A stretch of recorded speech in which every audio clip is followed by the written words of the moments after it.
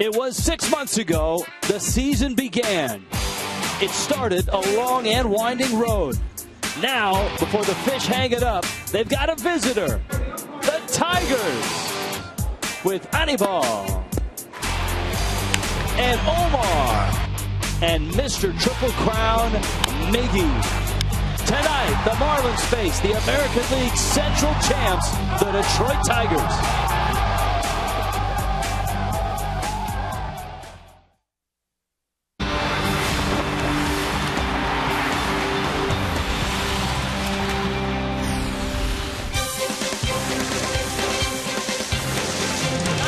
Series of 2013, and yes, that is the roof open tonight on Marlins Park, open tonight for the Tigers and the Marlins.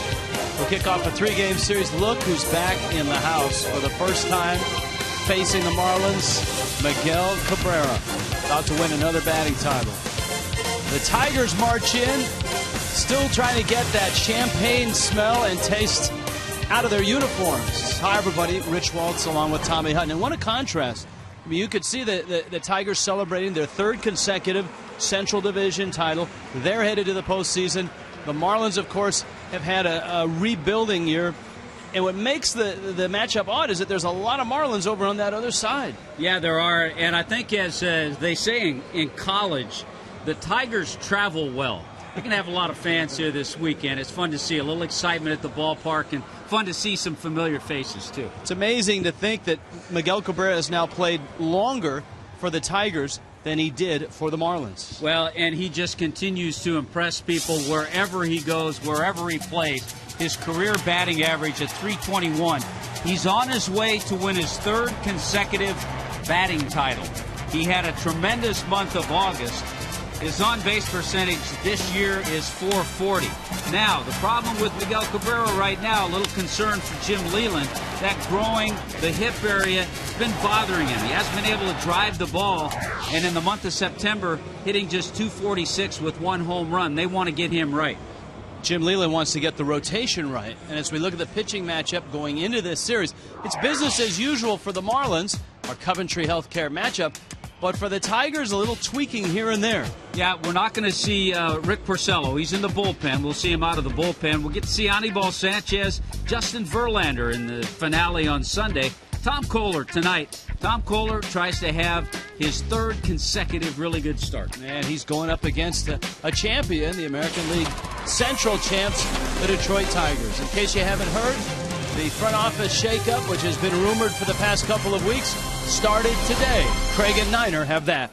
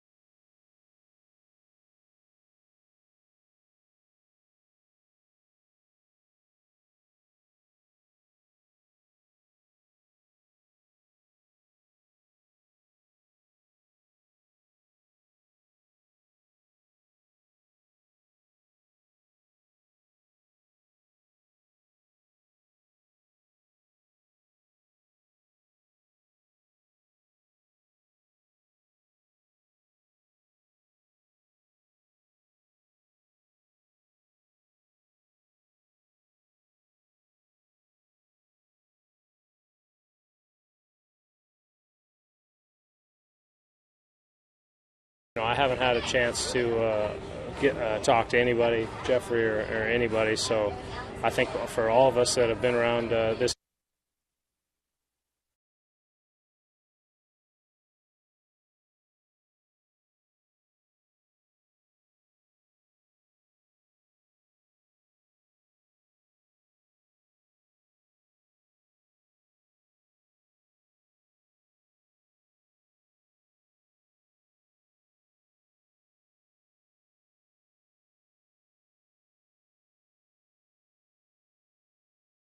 Open. It'll be open tomorrow night. Let's go out to center field.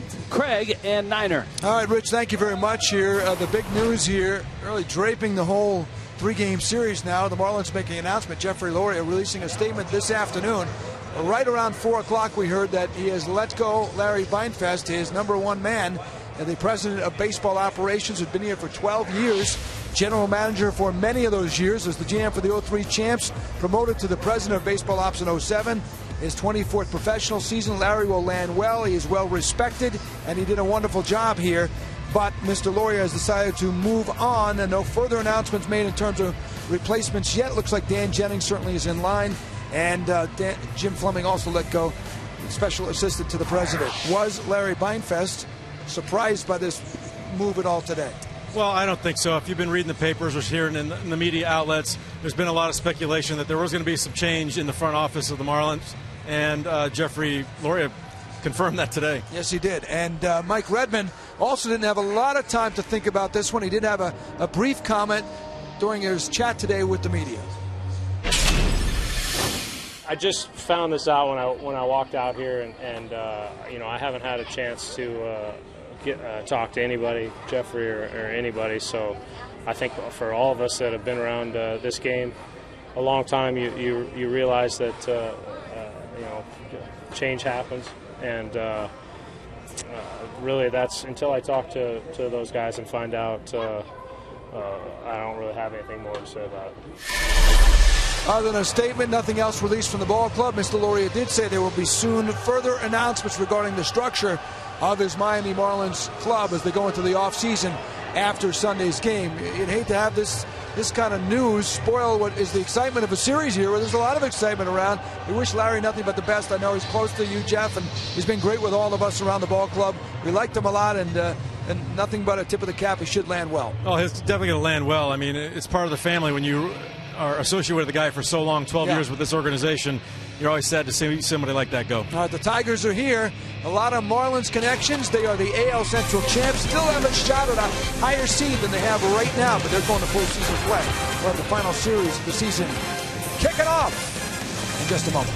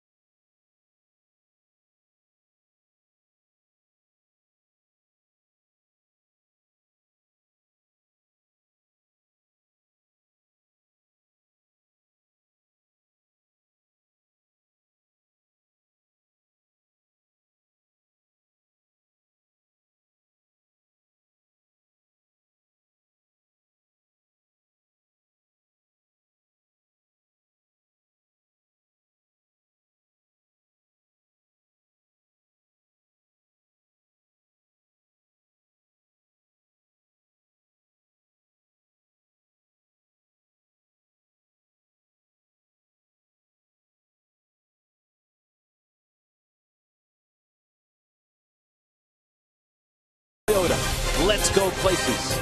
By AT&T U-verse TV. Check availability 1-800-PICK-AT&T. Rethink Possible. By Just for Men Mustache and Beard. And by Checkers. Feast on. Roof open.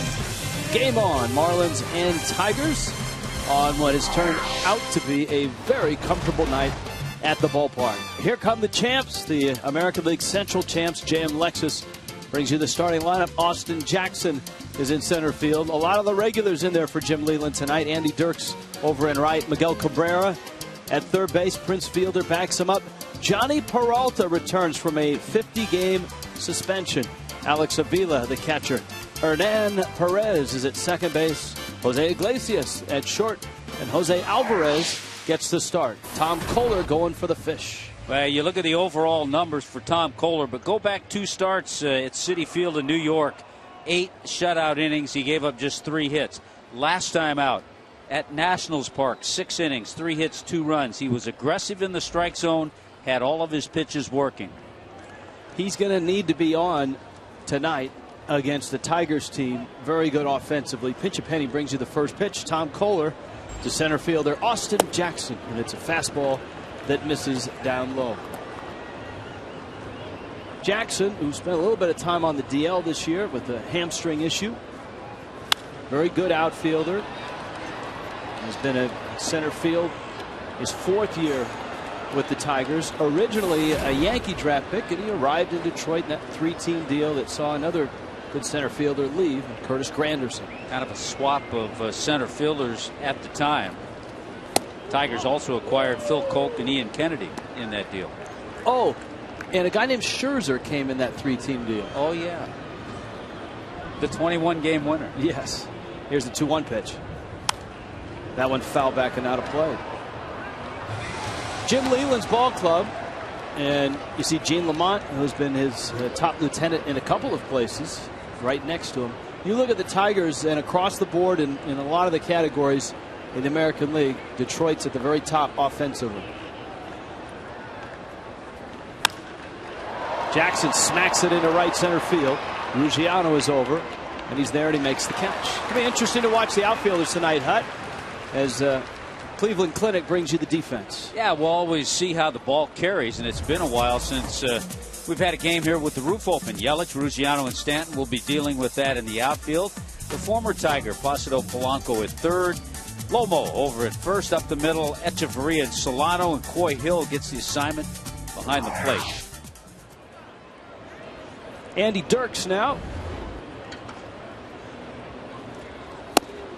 And Kohler misses outside. Well, changes certainly here with Larry Beinfest being relieved of his duties. Changes in Seattle. Eric Wedge informing the Mariners that he will not return in 2014. So you expect in these next few days a variety of teams making moves. Generally, Bud Selig has always asked teams once the postseason starts not to make big moves or big trades to take away from a lot of the postseason stuff. So that's why a lot of the announcements are made right toward the end of the season. You wonder how much of the Eric Wedge situation has to do with him having a mild stroke this year and missed some time.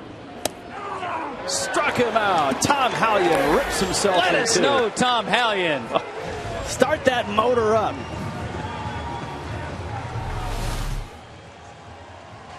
Low fastball in the zone. Tom Hallion looked like he's pulling the cord to start the engine.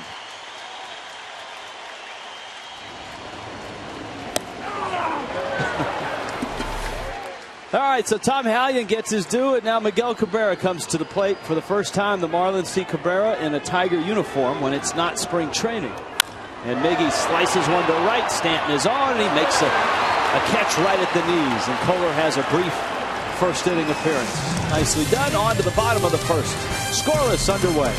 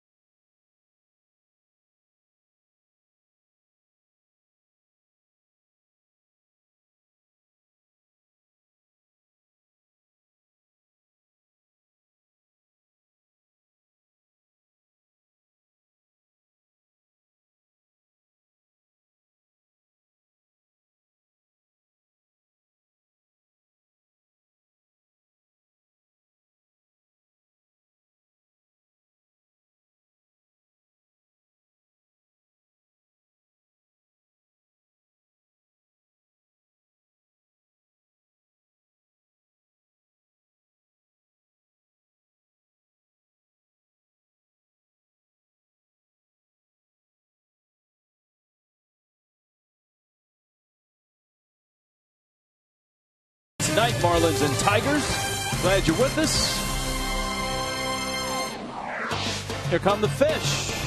Marlins lineup brought to you by J.M. Lexus. Donovan Solano, former Tiger Placido Polanco, Christian Yelich in left, Giancarlo Stanton in right, Justin Ruggiano is in center field.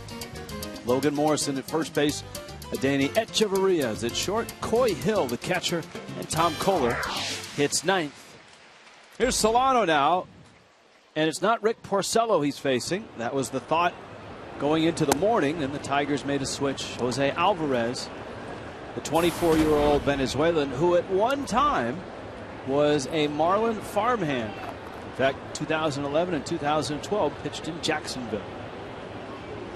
Well, he did a great job this year pitching in Toledo International League.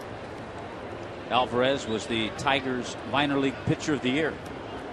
Had an 8.6 record, a nice 280 earned run average.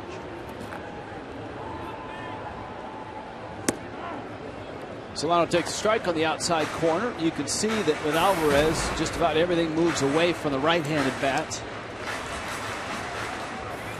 I think for a lot of the Marlins, Solano being one of them, they would like to put in a good weekend. You always want to finish those last 3 games with some hits, get that average up, get your numbers up as high as you can, head to the offseason, get ready for next year. Bottom line, just want to finish on a good note.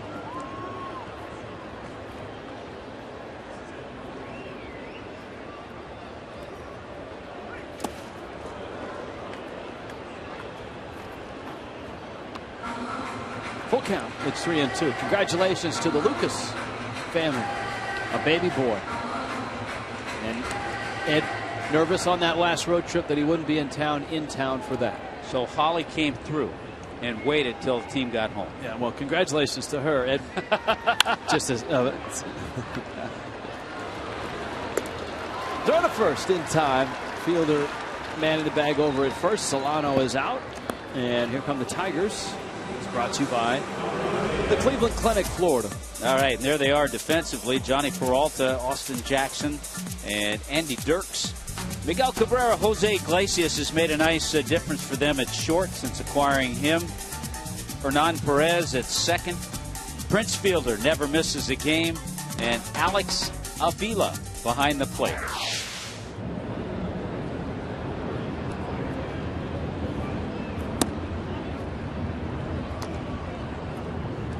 Now Polanco. For Placido Polanco, he looks out and sees the Tigers. A familiar uniform. Strokes it in the hole and rolls it into left field. A base hit. A 1-out single for the former Tiger. Told me today that he really enjoyed his time in Detroit with the Tigers. He had some big years there too. Yeah, he is still, in terms of batting average,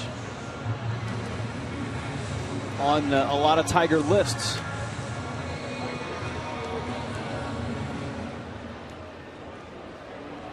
Of course, went from the Tigers to the Phils and spent 13 with the Marlins. Yelich now takes up.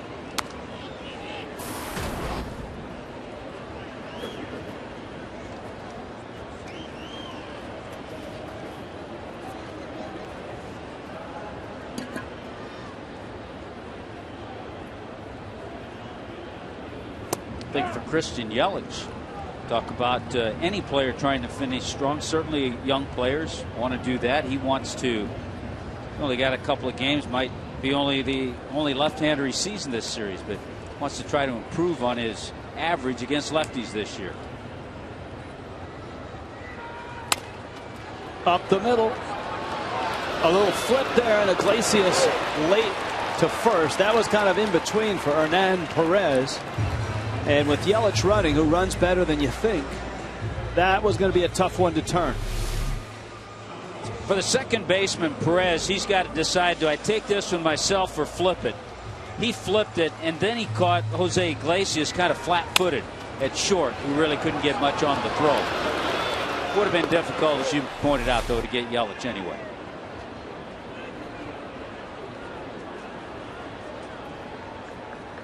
Here's Stanton now with Yelich at first base.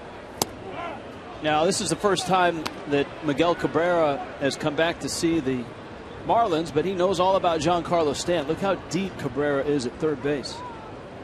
And Johnny Peralta, the left fielder, is only a few steps from the warning track, too. Now, he may not know where to play. He hasn't played a whole lot of left field. Peralta just rejoining the team after his suspension. And the Tigers, having acquired Iglesias because of that suspension, like Iglesias so much that they've got Peralta in left, and they're hopeful that that's where he'll be in the postseason. Well, the difference, Peralta has always been an offensive-oriented shortstop. Iglesias gives them that solid defense, which they need with Miguel Cabrera, who doesn't have a lot of range over at third base.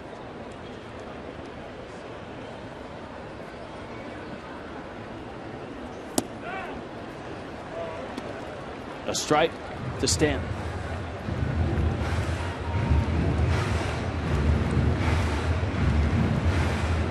Two and two. Jose Alvarez, signed originally with Boston.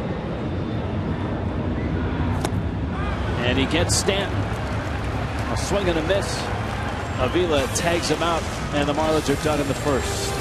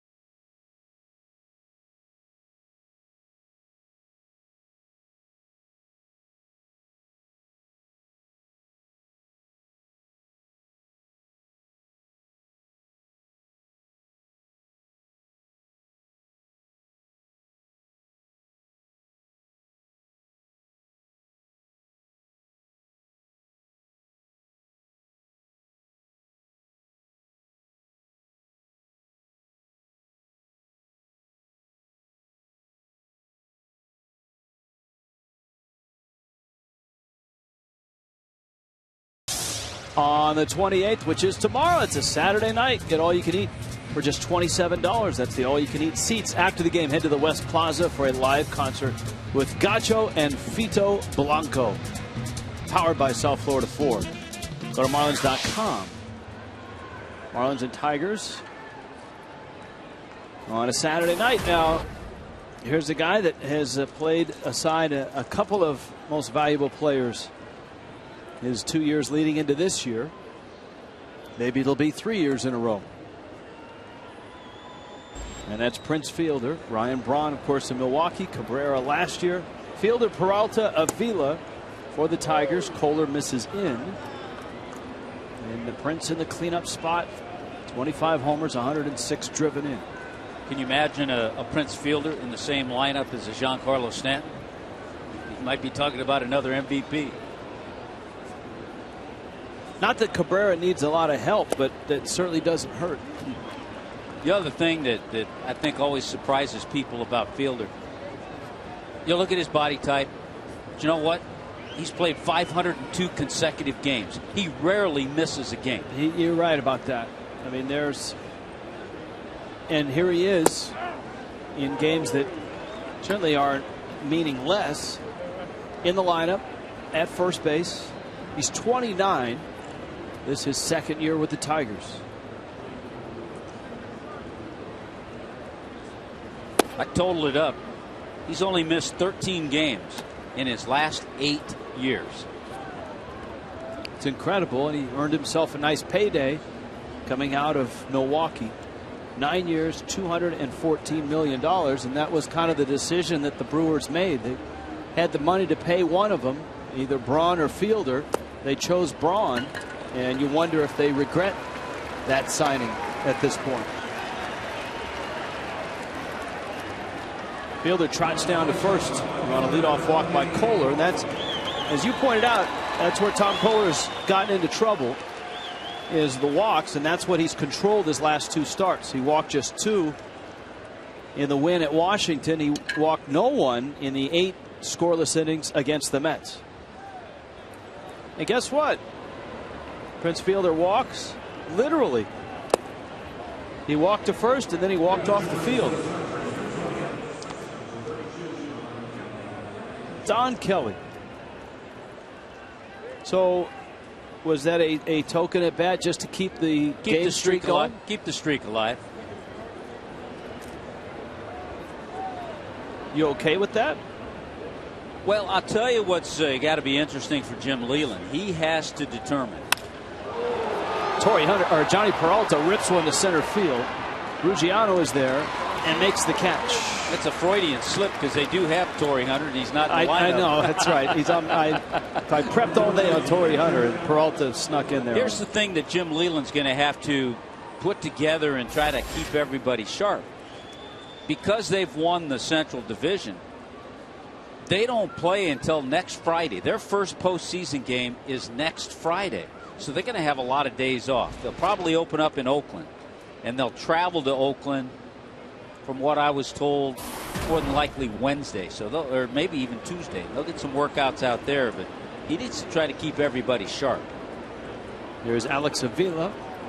Avila, Archbishop McCarthy High School, and then on to the University of Alabama.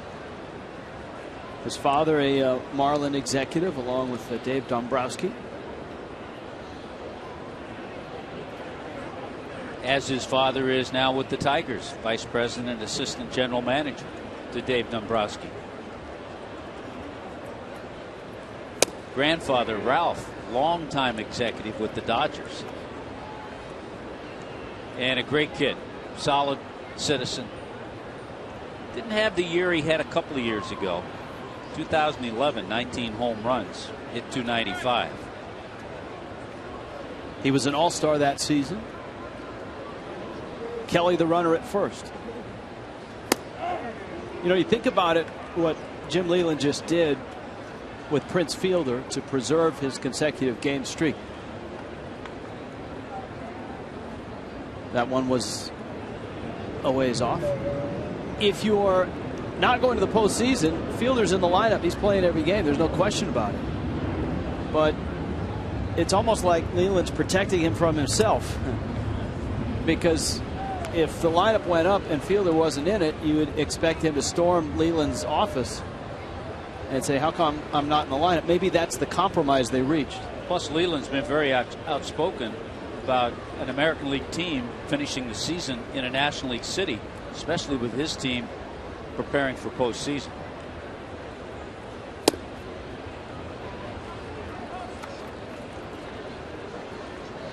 Kohler misses away, and this is not a good sign. You look at this split.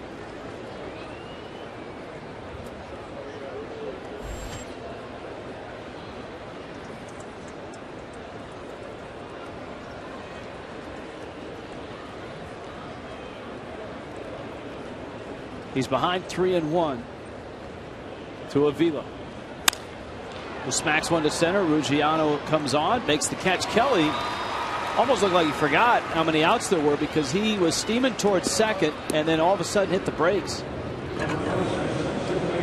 Either that or he felt the ball was going to fall in.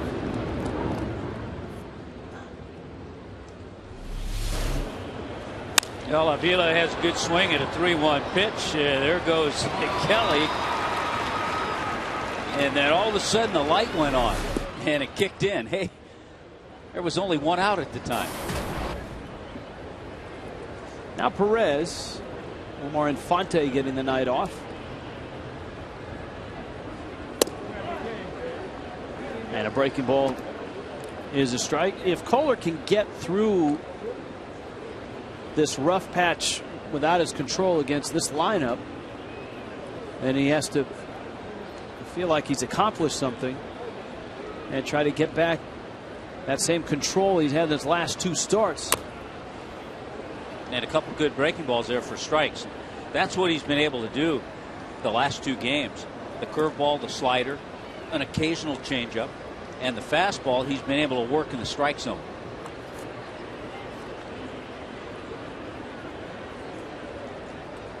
He's facing Perez, the 22-year-old Venezuelan.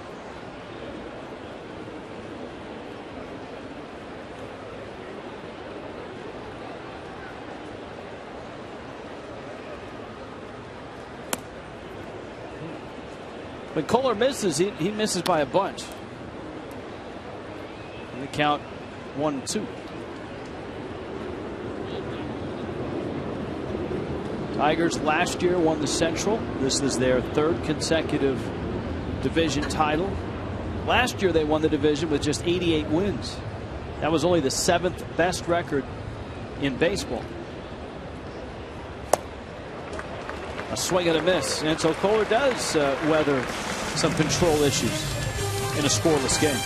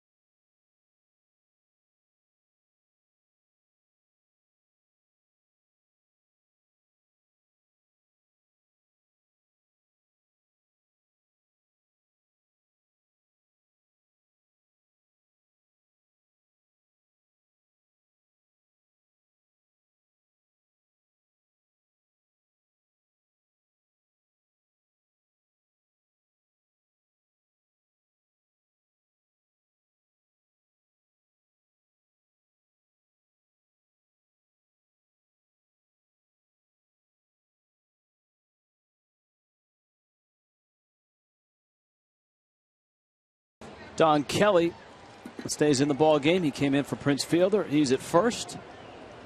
Justin Ruggiano, Logan Morrison, Adeiny Echeverria against Jose Alvarez. Alvarez not real big, 5'11", 180. Ruggiano comes into the weekend at 18 homers, 18 doubles, 15 stolen bases.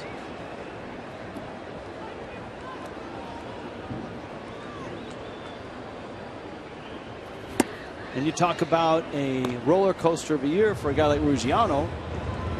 That 0 for forever streak that he had. That's what it seemed like to him, I'm sure. That he finally snapped in Kansas City. 0 for 42. And then he had a really nice late August and September. You realize since that 0 for 42, he's 36 for 120. That's a 300 average.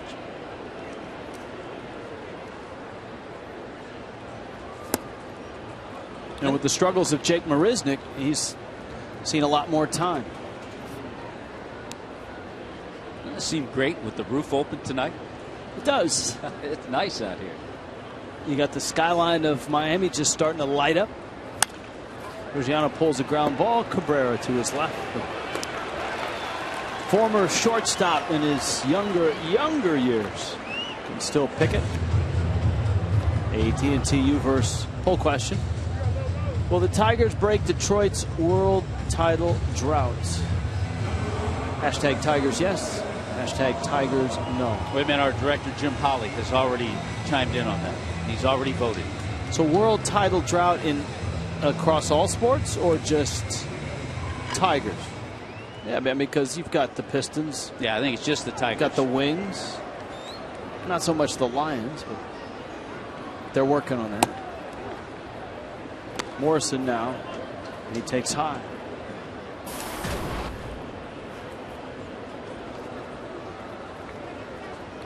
For Logan Morrison, it's been an interesting season, and Morrison opened up last week in an article talking about trying to find the consistency that he's always had as a player in the minor leagues, and even his first season and a half in the big leagues before a knee injury really put him for almost 2 seasons playing injured, always seemingly rehabbing. The fact that since arriving here he's been able to stay healthy is a plus. Yeah, it's I think it just goes to show that it's a game where consistent reps are needed, and he just over the last couple of years hasn't had that.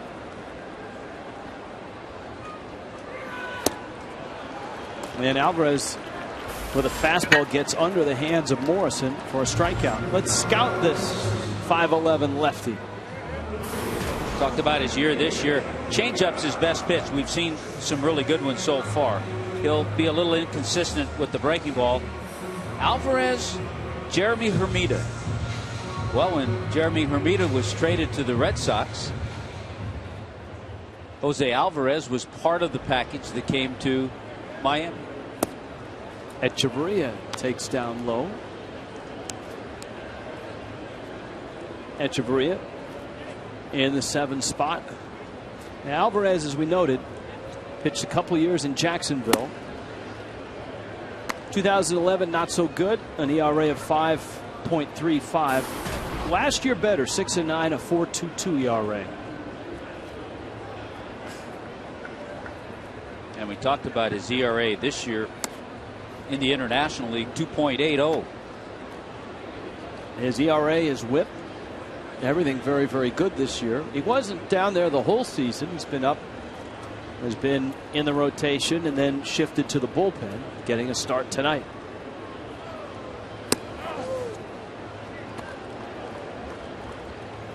Omar Infante. And I guess that's kind of fitting on a night when the Tigers come back. And you know the obvious ones. You know Cabrera, you know Jim Leland, you know Anibal Sanchez, you know Omar Infante, but not many people remember Jose Alvarez as being a Marlin. He was in the minor leagues for 3 seasons.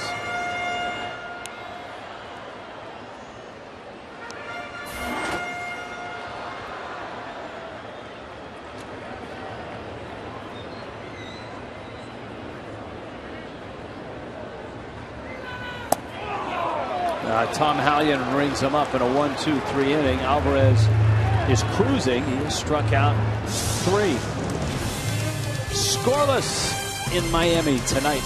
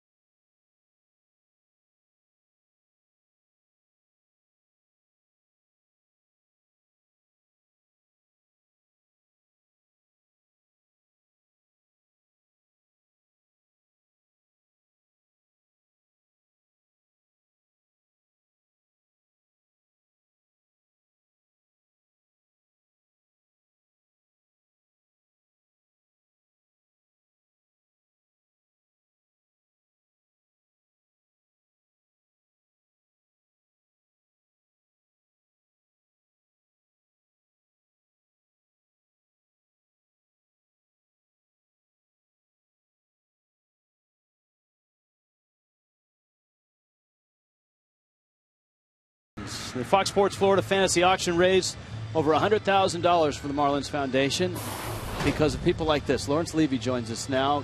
First of all, thank you for your contributions. You bid on the package and won the package as sort of the Fox Sports Florida broadcaster experience. Yes, I did. And so you get to call somewhat this next half inning. Actually, Rich, isn't that the cue that we leave? No, don't do that to me. You know what? I want to learn from you. I don't know what to do here. We did a little homework on you and found all these pictures of you on the internet. Yep, I'm actually known as the Marlins Man. You are the Marlins Man, and here's a photo of you, and that's the World Series last year. No, it's the American League Championship. The Championship Series. That's when I actually started. I went to New York, and I went with a friend of mine to the game, and I was sitting between Giuliani and Blumberg, and I didn't realize how much I stood out, and people started taking pictures, and there was I was the Orange Marlins guy, but I wasn't planning that.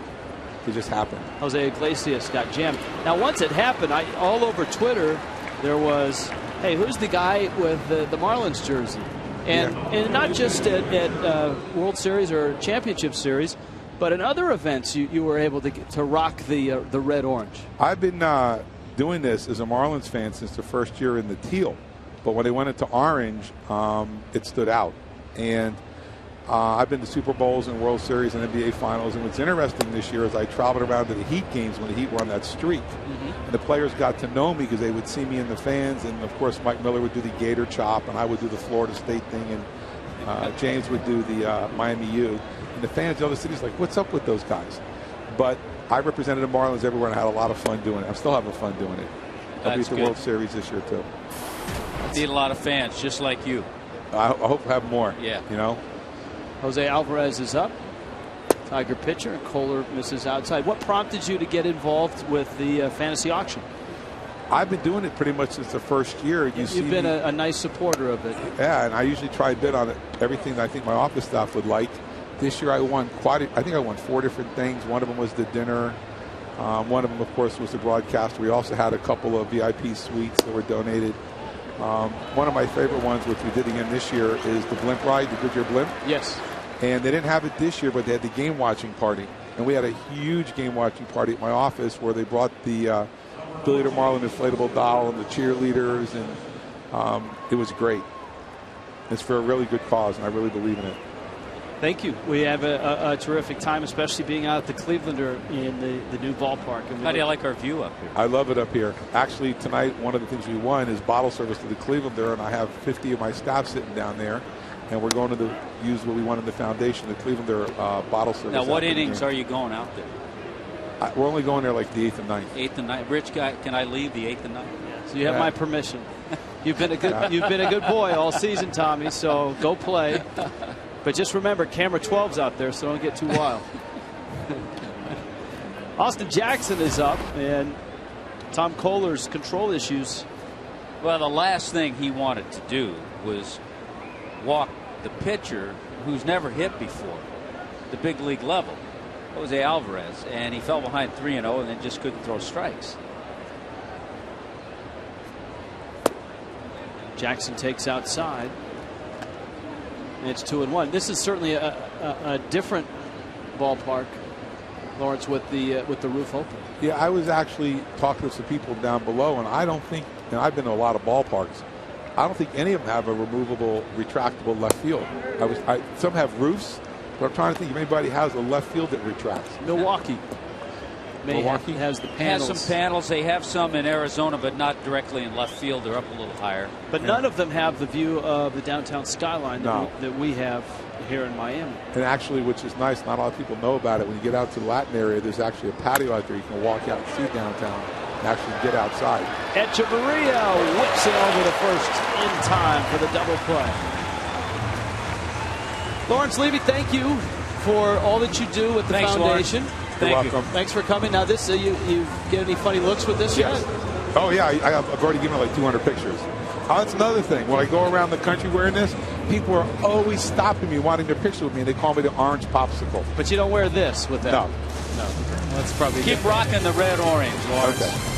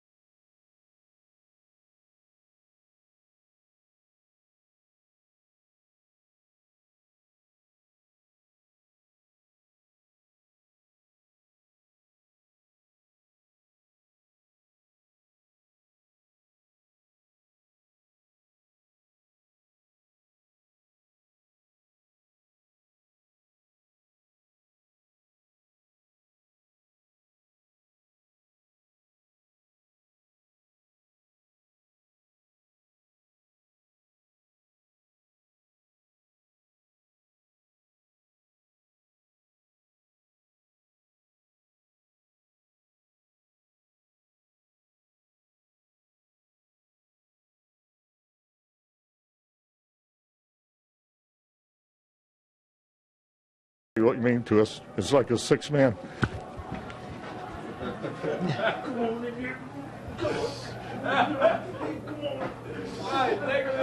And there goes our Leland.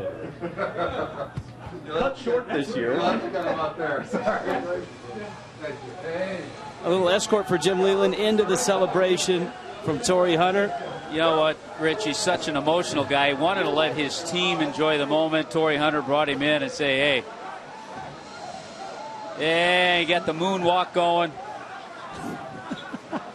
What a wonderful character and a tremendous manager who hopefully someday will be in the Hall of Fame. With all the wins and all the things that he's accomplished. You know, I think people forget that with Jim Leland, just to get to the big leagues, he had to endure an awful lot in the minor leagues as a player and then as a minor league manager. Our Toyota trend, 700 games under Jim Leland, 4th best in the majors since 2006. Coy Hill knocks one into center field. And the Marlins catcher has a base hit, leadoff hit here in the 3rd. This is the 50th year in professional baseball for Jim Leland. I'll tell you another thing that people forget about Jim Leland. He saw the best and the worst of the Marlins. 97 World Championship and 108 losses in 1998. Tom Kohler lays it down. Avila makes the play. Hill is now in scoring position with 1 out in the 3rd. Closing days on Sunday. The Marlins will take the field for the final time. The Tigers, of course, will be headed to the postseason afterwards. 1:10 start. Pick up a Pepsi 4 for $54 pack. Fans get a 2014 magnetic schedule courtesy of Fox Sports Florida. After the game, all kids can run the bases in the Diamond Dash. Solano now.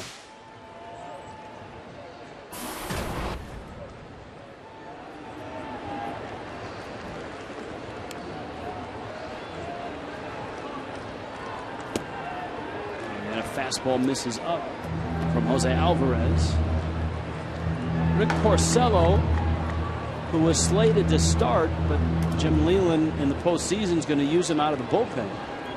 And so, for those of you that were looking forward to see Rick Porcello throw, are going to get a chance to see him pitch. Well, they wanted to get him acclimated to the bullpen because he's their 5th starter. He's had a solid year, a better year this year than he had last year. And so you don't use that 5th starter in postseason, so they just want him to get used to coming out of the bullpen. Of course, the starter out of the bullpen became a secret weapon for the Giants with Tim Lincecum in his postseason.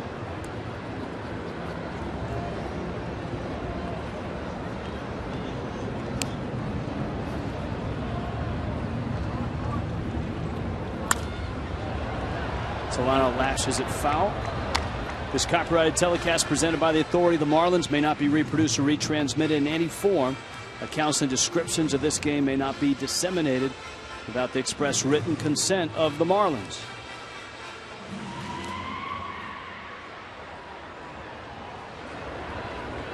Two balls, 2 strikes.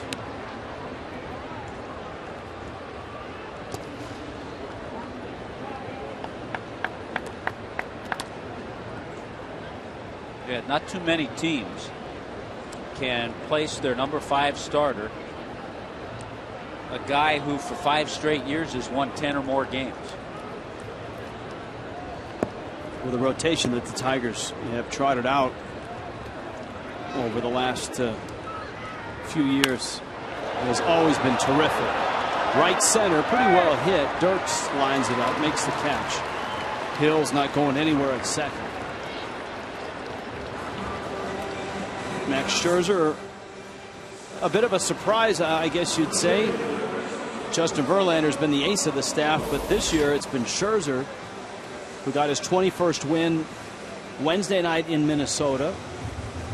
Struck out 10 on Wednesday.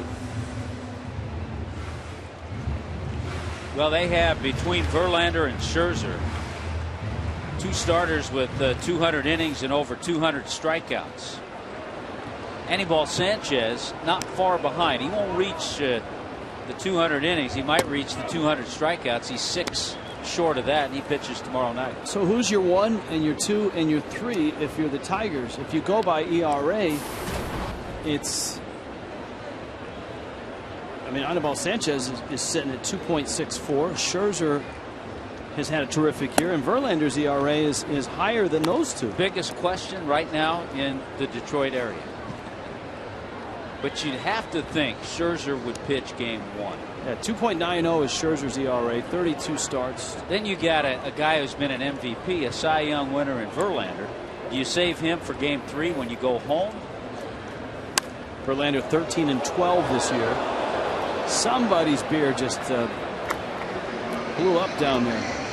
Or do you go with Anibal Sanchez for game 2? Or do you save him at home where he's pitched really well? So those are some decisions that Jim Leyland's going to have to make. And if you need him, you can always go with Doug Fister, who's 14 and 9 with a 3.68. And he's gone over 200 innings this year. So you've got that option.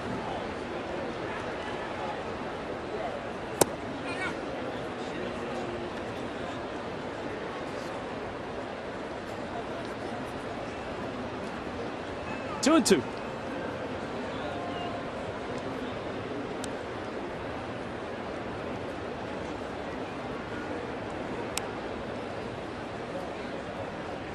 Alvarez. The changeup that darts outside, and because Alvarez has been in the bullpen for a while, his last start in the big leagues was the 16th of August. All of his appearances after that have been out of the bullpen, so you would expect just these 3 innings with Porcello warming up.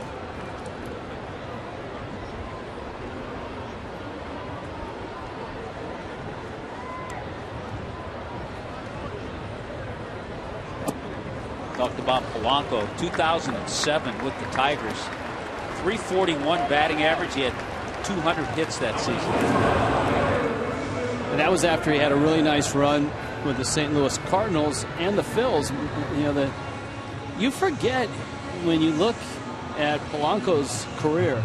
It started in St. Louis, then to Philly, then to Detroit, then back to Philly. This is his 16th year in the big leagues. And his career average in the big leagues is just 3 ticks under 300. He's a 297 career hitter.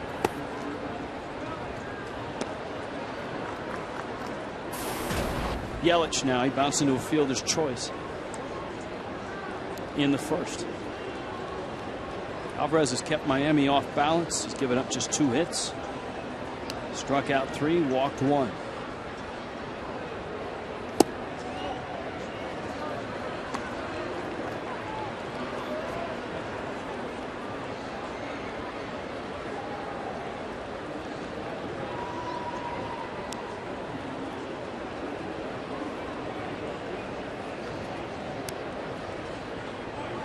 Hill at second, Polanco at first, and Alvarez misses, and it's 3-0, and maybe Alvarez doesn't get to that 3-inning threshold if he loses Yelich. Yeah, it might be a decision. Leyland may say, okay, I got to bring Porcello in. Might have to do it postseason, middle of an inning, to face a tough right-hander.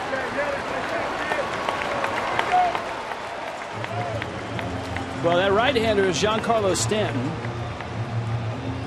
Now, Alvarez handled them in the first. He struck him out.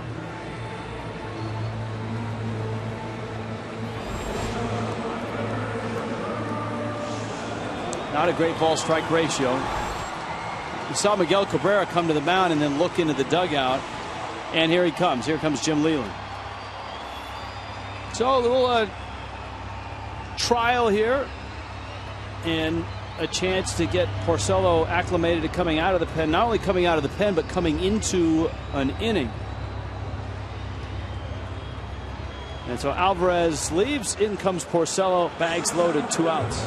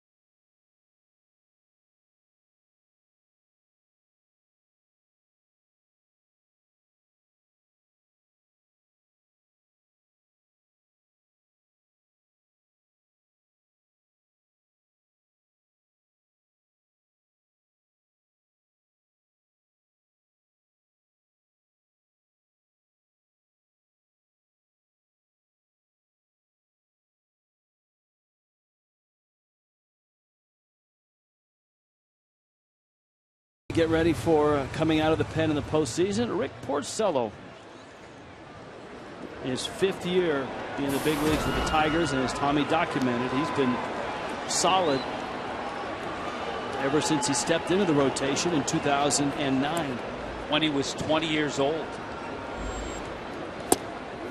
Won 14 games as a 20-year-old. And this has to feel a bit odd for him because as far as coming out of the bullpen, he had never come out of the bullpen since getting to the big leagues. This is his 2nd relief appearance this year, but no relief appearances coming into the year. Stanton muscles one down the line. It's going to nestle in for a hit. Scoring is Hill right behind him. Polanco. Here comes Yelich on his way to the plate. He'll score. Boy, that's great base running, great third base coaching, too, by Joe Espada. Remember how deep Peralta was playing Stanton the last time up? He was there again. Stanton didn't hit this ball hard. He got jammed a little bit, so he just dropped it into shallow left field. On the move with 2 out was Christian Yelich from first base. Look at how far Peralta has to come. And he's not coming very hard. No, and Joe Espada sees that. Come on. Come on. And Yelich scores easily. Great job on both parts.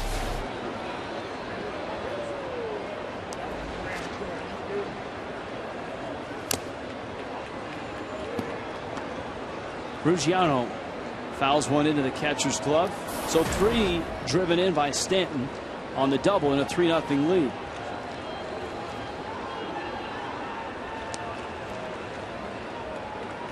All of those runs go to Alvarez. Ruggiano a soft roller. Iglesias at short goes to first in time. Miami on the board and on the board 3 times.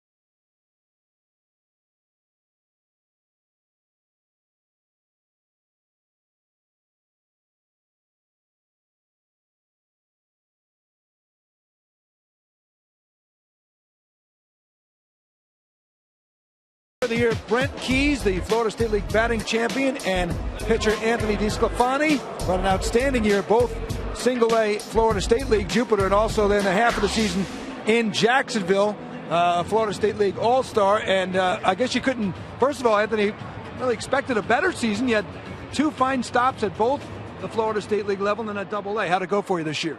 It went really well. I just tried to stay consistent, day in, day out. Just gave it 100% every start, and, things ended up working out. I couldn't be more happy. What was the adjustment like, Anthony, when you went to the AA level? It's obviously they can hit fastballs, so you're not going to get away with too many pitches over the plate. So just had to make an adjustment. Working on the corners. That was pretty much it. Just making quality pitches. Brent Keys hit .346 at the Florida State League, breaking the Jupiter record held by Logan Morrison, who was also a former Player of the Year in the Marlins chain. Logan hit .332 back in 2008, and Brent, that's nice company to be in. The ball was fine on the grass for you this year, huh? Yeah, it was. To be able to break somebody's record like Lomo, great hitter as he is, it was fun. It really was. It was a blast to be out there and be able to have some success in the Florida State League. It was fun.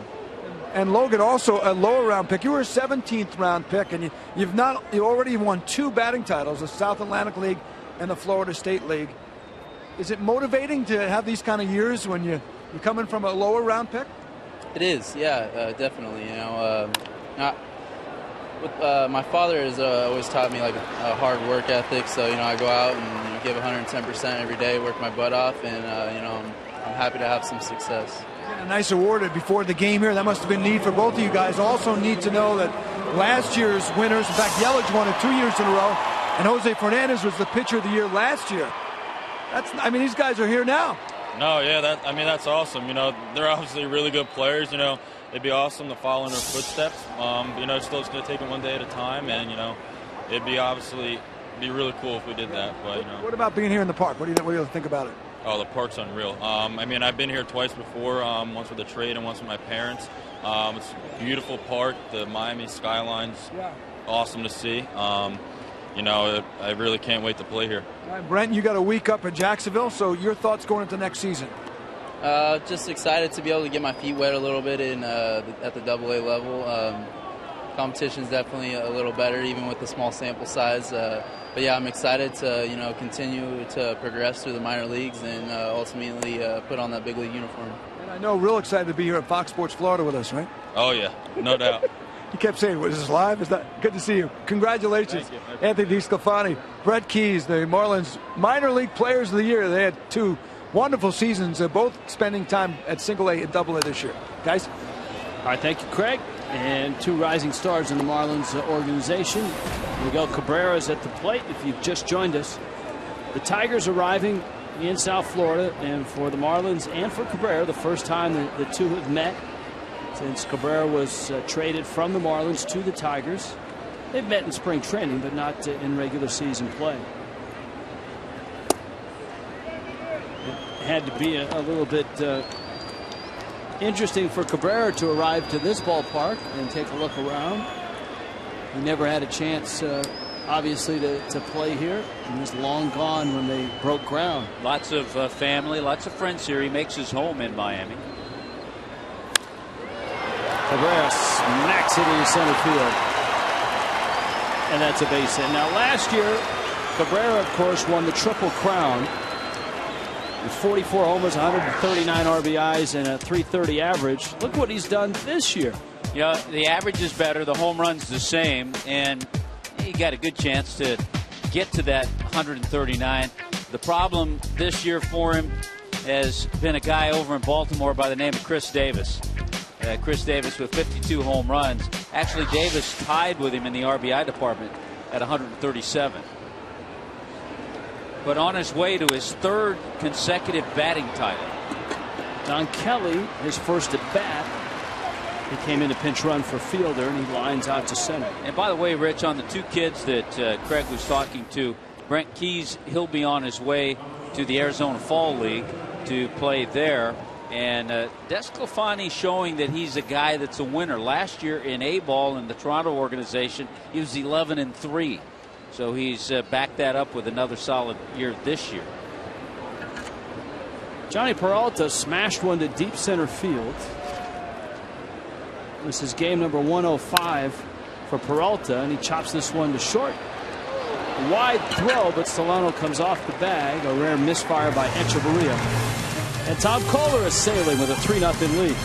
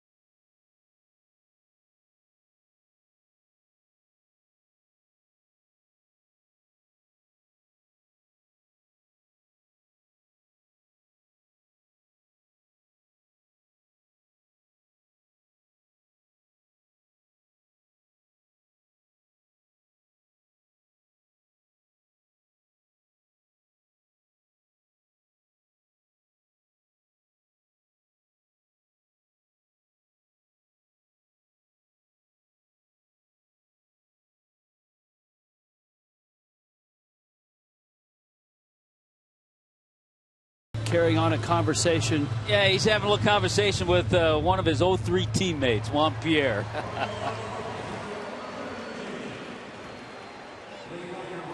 JP going into this last weekend. Now, Mike Redmond has said that Pierre... JP saying, I'm going to bunt on you if I get in the game. Pierre is going to get a start in this series. Yeah, he will. In what may well be his final season.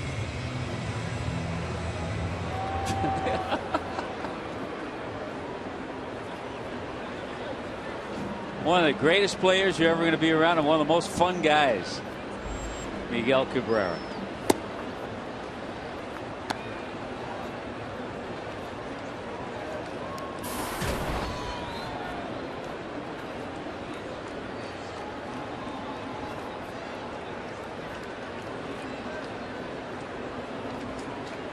Morrison takes away.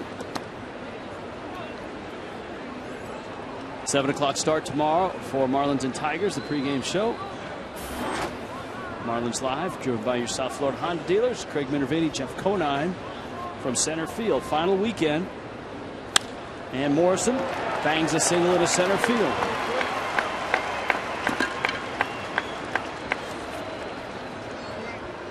Up comes Danny Echeverria. From America's #1 pregame show comes the all-new Fox Football Daily, featuring an all-star lineup of experts and NFL legends. Everything you love on Sunday, every day of the week. Fox Football Daily, weeknights at 6 Eastern on America's new sports network, Fox Sports 1.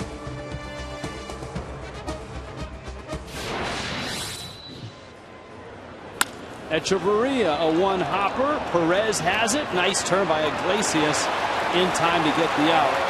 It shows you some of the athleticism of the Cuban shortstop, Jose Iglesias. Well, it's just a beautiful play. Tough luck for Danny Echeverria, who has hit into a multitude of double plays, but can't fault here. He's trying to find that hole on the right side. One hopper, hits it extremely well. Kelly able to stay on the bag, but watch the footwork of the shortstop, Jose Iglesias. Nicely done. Tough for Echeverria.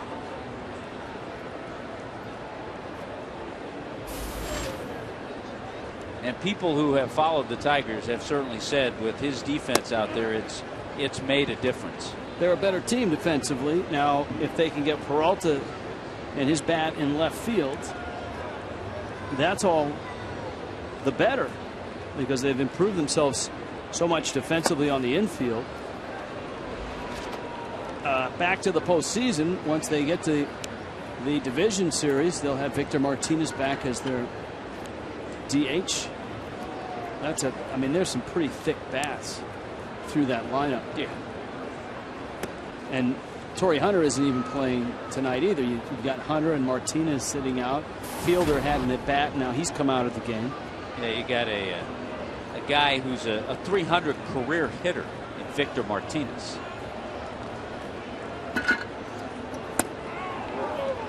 Tom Hallion rings him up. It's fielder Torrey Hunter making friends. Marlins up 3-0.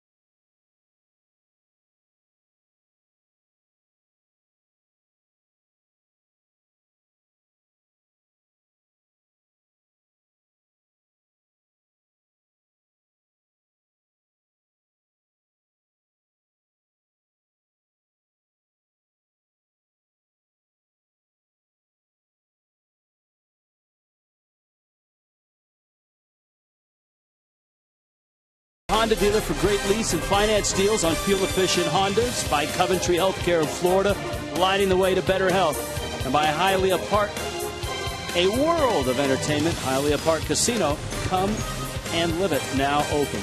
This is a significant moment. That's one of the sons of Prince Fielder, who is the son of Cecil Fielder. And now most people know that those two have not had the best of relationships, but that's great to see. That's good to see. Now, the fun thing is watch all of the Tigers come over. Torrey Hunter comes over. Miguel Cabrera comes in, and he can't wait to say hello. Look, there's Miggy. Jim Leland comes over to say hi, and boy, it's terrific to see the Fielder family here in Miami.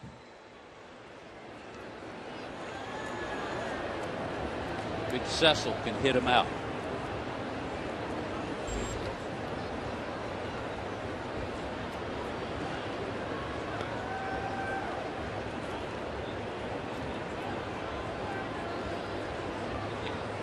Tom Kohler back to work. Alex Avila, Hernan Perez, and Jose Iglesias.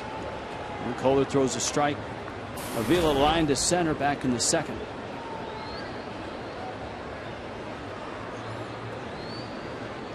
Games going on of significance tonight. The Pirates have scored first in Cincinnati. A 2-0 lead for the Pirates.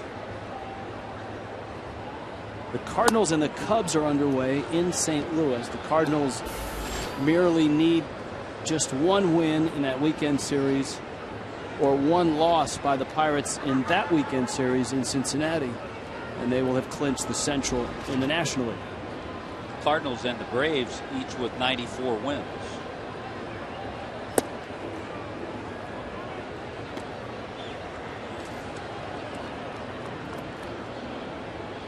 Luke Conan in the Tigers pen. In the American League, as far as home field advantage, Boston at 96 wins, Oakland at 94, and the Tigers at 93. The A's have lost 2 in a row. The Tigers, of course, in clinching have won 2 straight. Tampa Bay, just an incredible run. And they have themselves in a great spot going into the weekend. They've won 7 straight, 90 and 69, with Cleveland just a game behind them. Avila walks. Well, Tampa Bay last night in New York, Yankee Stadium, one of the greatest moments you're ever going to see in this game. The way Mariano Rivera was honored, came into the game. They had it pre-planned that Andy Pettitte and Derek Jeter came out after he got 2 outs the next inning, made the call to bullpen. Hugs at the mound. Just a tremendous scene. Perez pokes it into right field. And the Tigers have something going here. The leadoff walk to Avila and a single by Hernan Perez. Time for the Just for Men mustache and beard play like a champ profile. Steve Cishek kneeling down his 28th consecutive save opportunity on a Wednesday. Since June 8th, he's been one of the best in baseball. An ERA just over 1, a whip under 1, just 9 walks and 51 strikeouts. All right, the Tigers here are near the bottom of their lineup, but you saw the righty up in the bullpen. Victor Martinez is on deck, and here is Iglesias with runners first and second.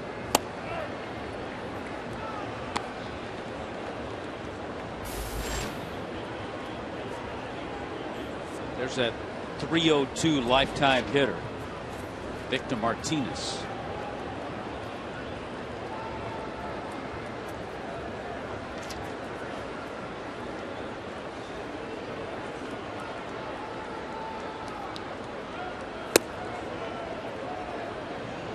Kohler misses up. All right, Jose Iglesias defected from Cuba in 2008 while a member of the Cuban junior national team. Signed with the Red Sox as a free agent out of the Dominican Republic.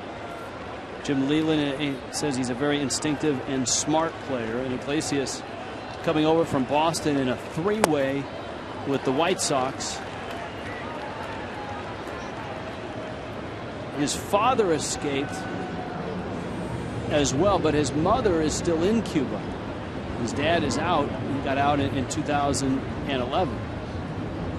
And he was scouted and signed by one of the very best scouts, front office personnel with an acute sense of international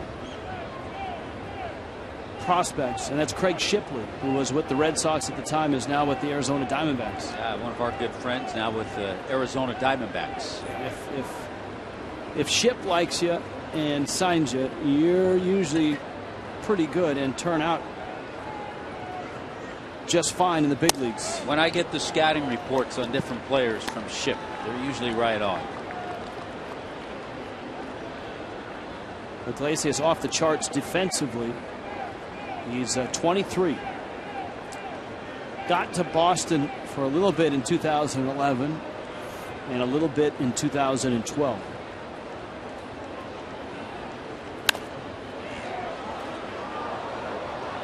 Saw a couple of teams in situations like the Tigers losing Peralta to the restricted list. You saw the Texas Rangers in losing Nelson Cruz to the same restricted list. They waited a while, but they picked up Alex Rios to try to bolster some offense. But the offense for Texas is really where they've struggled lately. Iglesias sprays it. And a backhand flip. Nicely done there by Solano to get that runner at second base. Yeah, I'm not even sure that Perez, the runner, thought that there would be a play because he didn't slide. He saw Solano come in and field this. And there's the flip. It's a little chancy play, but a good play to keep the double play in order. You know, one thing that Solano sensed was the runner taking an extended route around him. And what that did, obviously, was slow his progress to first or to second and gave Solano a chance to get him. Yeah, Perez had to kind of cut inside, get on the grass. All right, here's Martinez. And this is another big bat, another run producer. Switch hitting Venezuelan, his 3rd year in Detroit. He's a guy that they took a little bit of a chance on because he didn't play all of last year. Had left knee surgery, had microfracture surgery. He was rather large, though, in 2011. He only hit 12 homers, but he drove in 103, had 40 doubles, hit .330. Spent 8 years with the Cleveland Indians.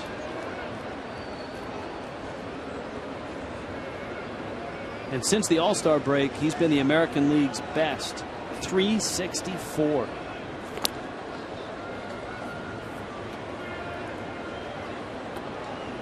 And so Jim Leyland will try to find him some at-bats here in Miami without the designated hitter.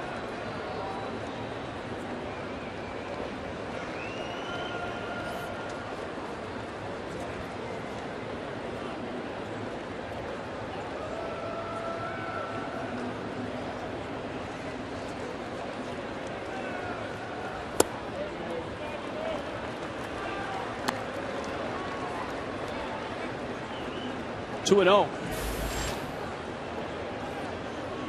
At the corners, 1 out, 3-0 Miami on top. Giancarlo Stanton with a 3-run double and has given the Marlins the lead. But Victor Martinez is sitting on a 2-0 pitch.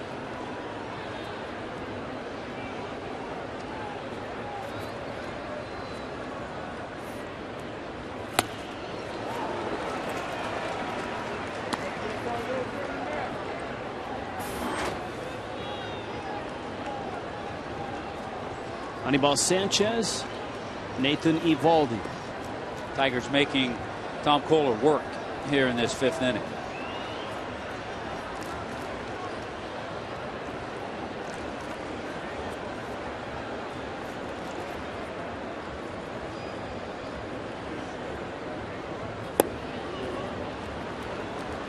Breaking ball in, 3-1.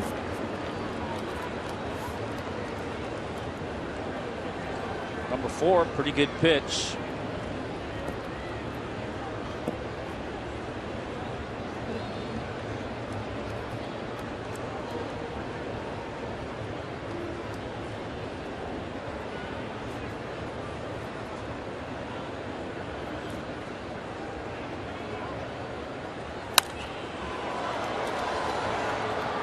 Full count, 3-2.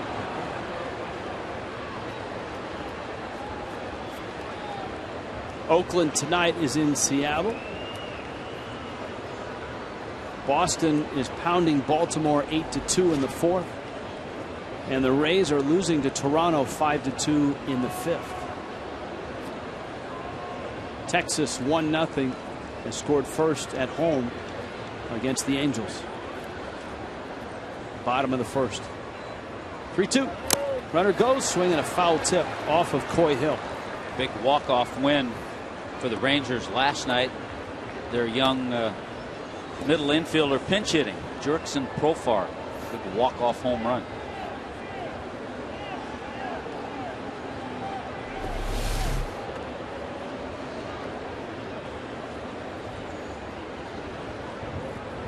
Couldn't quite hang on. We'll see if Iglesias is running again.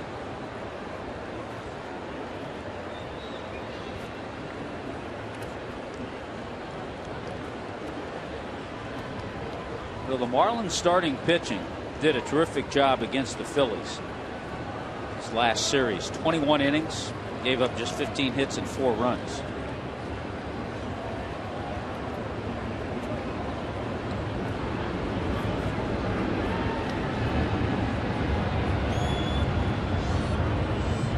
Runner goes, fly ball left field line. Yelich.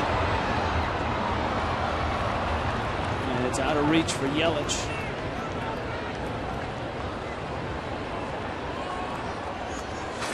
Still 3-2.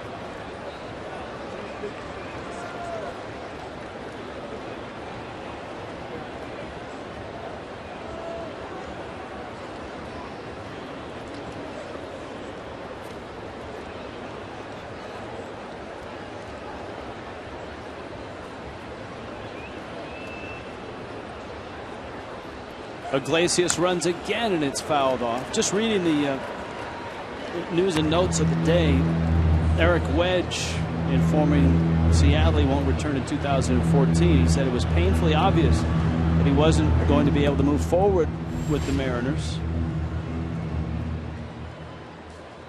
He said sometimes people just don't see things the same way, and things just don't work out. And it wasn't for a lack of trying. I wanted it to work, but it's not going to.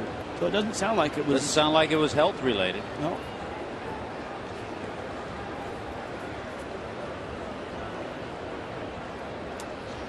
He said that he met with Jack Zarincek, Seattle's general manager, and he got to a point where it was painfully obvious that I wasn't going to be able to move forward with the organization. Well, you read a lot into that.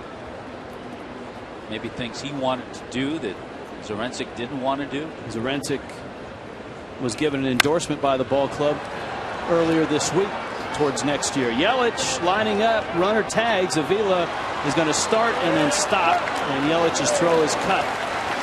And so Tom Kohler is 2/3 of the way out of digging himself out of this first and second and nobody out spot. Now the Marlins, of course, were in the middle of big news, and this was probably 2.5 hours before game time when it was reported that Larry Beinfest had been relieved of his duties. Beinfest, longtime Marlins president with Marlins baseball operations. He was promoted to president in 2007, was the general manager coming in from Montreal in 2002, and of course the world champion in 2003. And I think many people around baseball realize they certainly respect Larry Beinfest as a baseball man, and they realize at times put in a position of trading players and receiving young players, and sometimes receiving a lot of good talent. Sometimes it doesn't always work out. But having to make those decisions, not easy. Having to make the trades, not easy. And the team that probably has hurt the Marlins more than any in terms of bang for the buck and return on trade are the Tigers.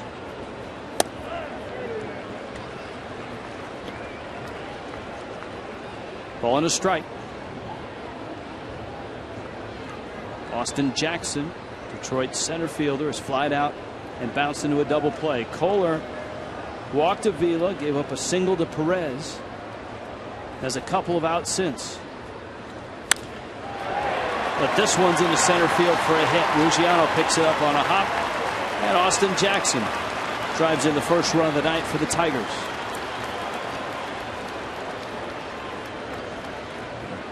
FPL brings you scores from around the league, playoff implications. That Blue Jay lead is now 6-2. The Texas game is now in the second.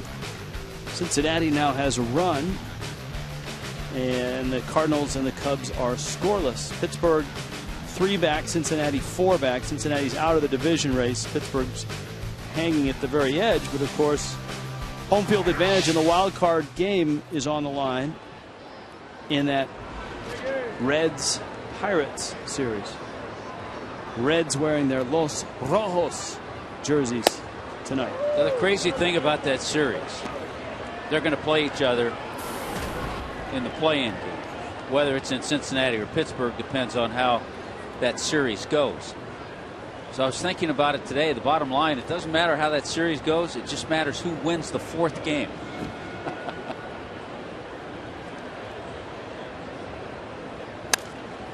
It's not like they don't know each other. Obviously, they've been in the same division. They've played 18, or will have played 18 or 19 times going into the wild card game.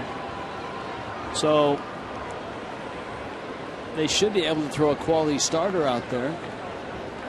If it comes down to Sunday and you've got your ace lined up for home field advantage, do you throw him? Because you know you're going to be playing. It's a great question. In 2 days. I would say a lot of it depends on how they feel about playing in the other team's park, number one. And then you go from there. Kohler strikes out Andy Dirks, and the Tigers have a run. But the Marlins have the lead halfway through in Miami.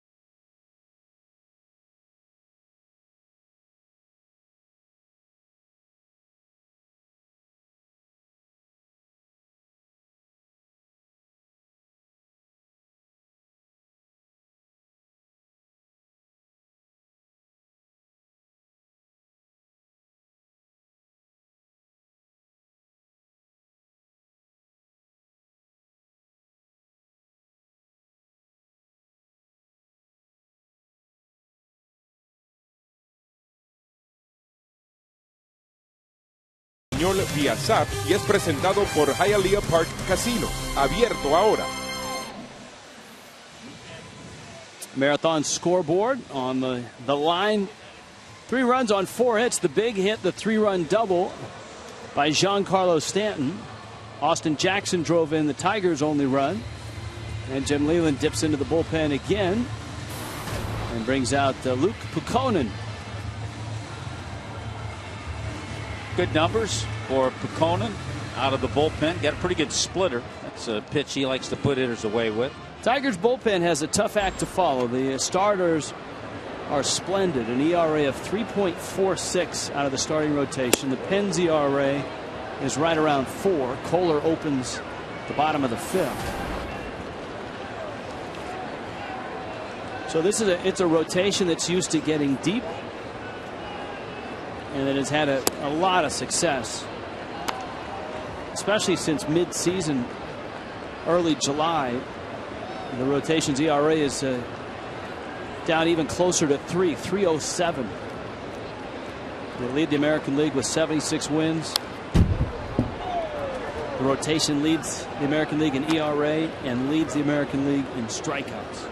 Where the Tigers will get in trouble in postseason is if Jim Leyland doesn't get 6-7 innings, maybe even more, out of his starters.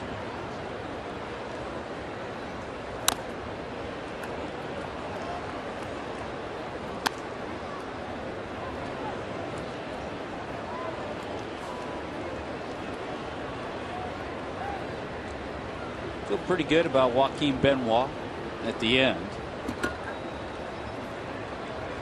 which was a concern early in the year for the Tigers. Kohler sends one to right. Dirks out there makes the catch. Season tickets for 2014 can be yours with a deposit on a Marlins season ticket plan. Take advantage of flexible and easy payment options. Get the best seats available. Enjoy all the benefits of being a season ticket Rewards Plus holder.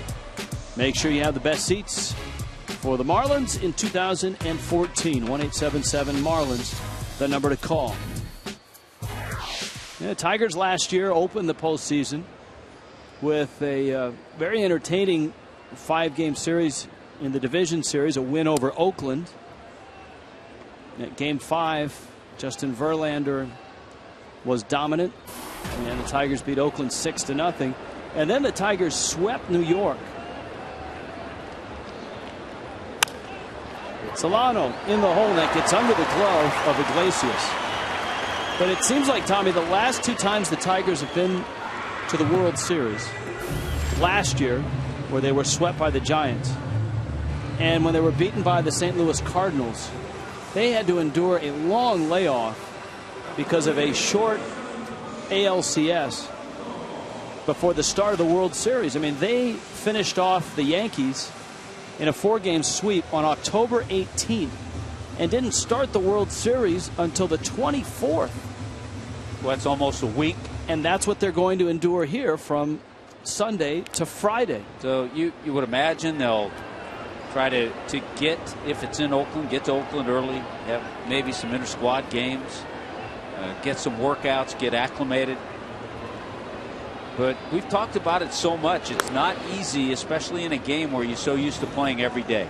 Now, every team in the postseason, except the teams that play in the wild card, are going to endure this. But what, for the Tigers, has happened in those 2 World Series years is their opponent didn't have to endure that. Their opponent generally went to the wire in their league championship series and didn't have a week between the LCS and the World Series.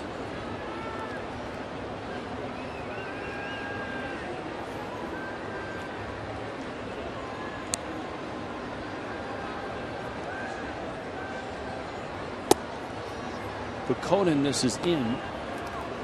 Placido Polanco with Yelich on deck. Good little hit and run situation here. Solano, Polanco. 1-1 count, a 2-run lead.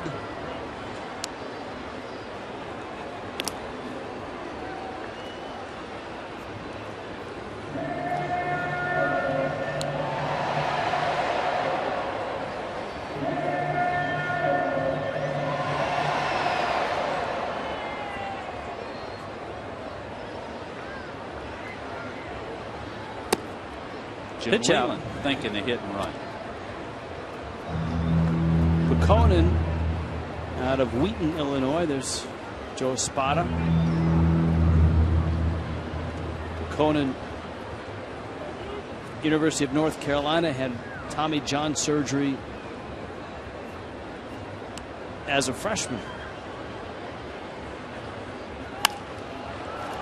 We haven't talked a lot. We do as the season goes on. And so many people, obviously, with the Marlins have had to endure a struggling season. Obviously, we talk about Mike Redmond, but I think his coaching staff has been just terrific. The job that Perry Hill has done with the infielders. You've seen Echeverria shine. You've seen improvement in Solano at second base. Polanco lifts it to right. You've got Joe Espada at third base, who I think does one of the best jobs of third base coaches as far as sending runners, holding runners, relaying things, working with the outfielders. Chuck Hernandez, we've talked about numerous times, and the things that he's dealt with a young pitching staff. Rob Leary, who's been Red's right-hand man on the bench. And it's really been tough to talk about John Pearson, who kind of came into a tough situation as the field coordinator in the minor leagues. And now he's thrust upon a lot of young hitters, some struggling at times. That's the one position on the staff you would expect to be filled. Yes. Next year. Especially in a year where the Marlins are hopeful to add offense to a team that's been starved for it all season long in historical proportions. Got Reed Cornelius out there in the bullpen. He takes care of all the bullpen guys. Charts everything, relays messages.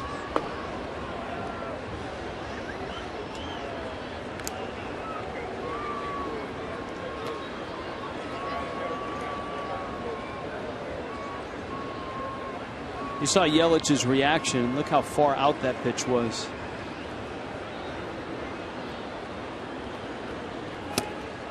A swing and a miss, and it's 0-2. You wonder, Christian Yelich, 3-4 years down the line, what the reaction would be from that.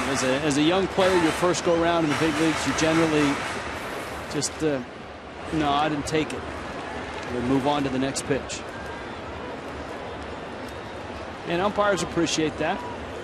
They know that they've missed it once they get a video of the game and get graded on their performance. They'll say, hey, that young kid didn't say a whole lot. I'll remember that.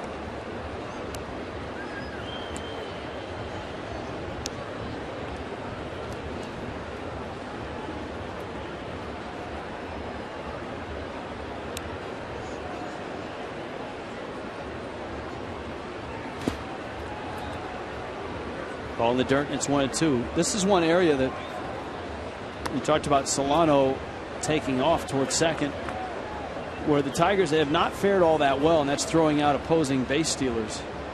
They've caught only 13% of opposing runners this year.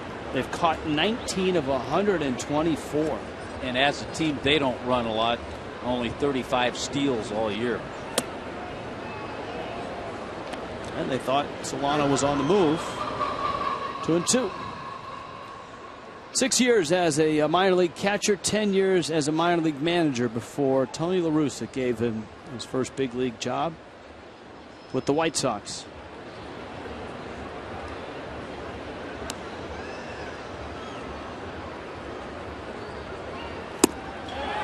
Did he go? Yes, he did. Yelich strikes out, and the Marlins are done here in the 5th. On to the 6th. 3-1 Fish.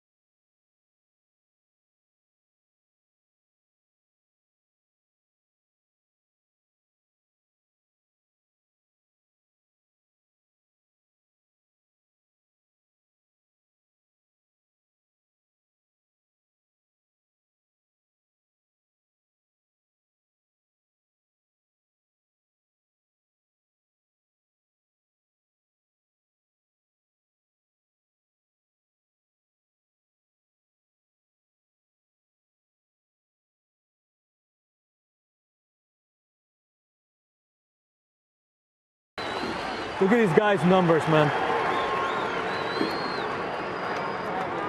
That's like PlayStation. That's like PlayStation numbers. Look at that.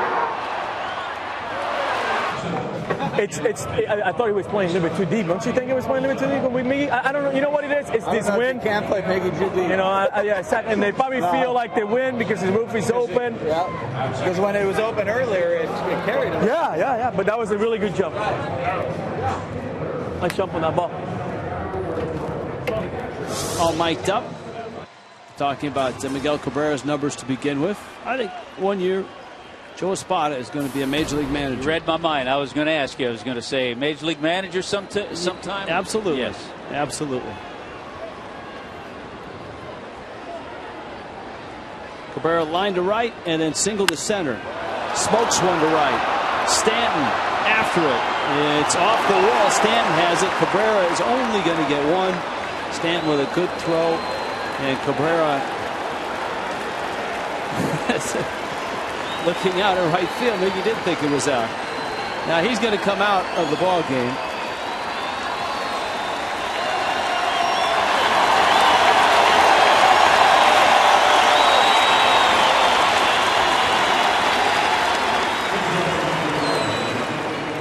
Still loved here. As he should be. And can just flat out hit. He wasn't going to test that groin. Has been sore. No, and they don't want him to. And he's also in his mind saying this is a pretty big ballpark. That might be a silver lining for the whole week off for the Tigers. A chance to give Cabrera a week. Fastball down, away. He takes it away. Thought he might have number 45 on the year. Then realized Stanton was getting it in a hurry.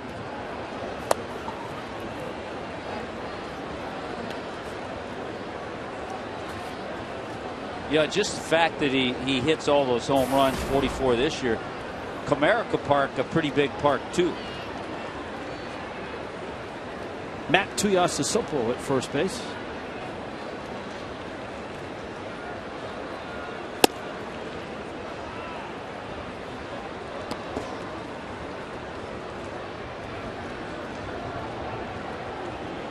There's a look at Tuiasosopo of the famed Tuiasosopo family. Pretty good sports family up in the Northwest. Yes.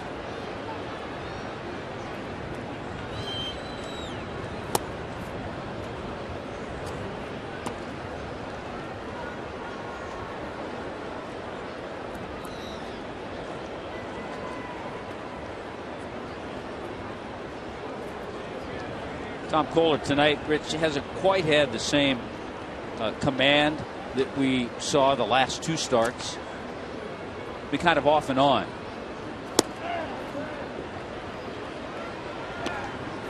But still, he's given up just the one run and has a 2-run lead. Ryan Webb loosened up last inning, so he's not going to take too long here. Kohler in the 6th. Kelly waits. Tuiasosopo runs. It's lined down the right field line, hooking and foul.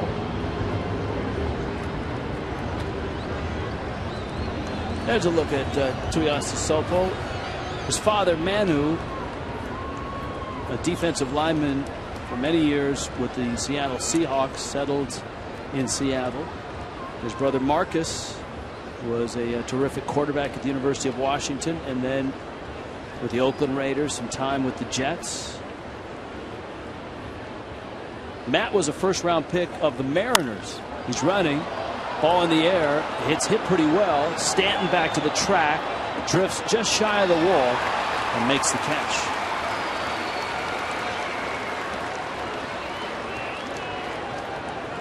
Don Kelly gave it a ride. How's the ball carrying tonight, Hut, compared to a roof closed? I don't think the roof open or close would have affected either of the last two. A lot of the effect we see when balls are hit into left field. Can't tell much difference tonight. A lot of times if the wind's swirling around and with the rolling windows open, if the wind shoots balls out that way.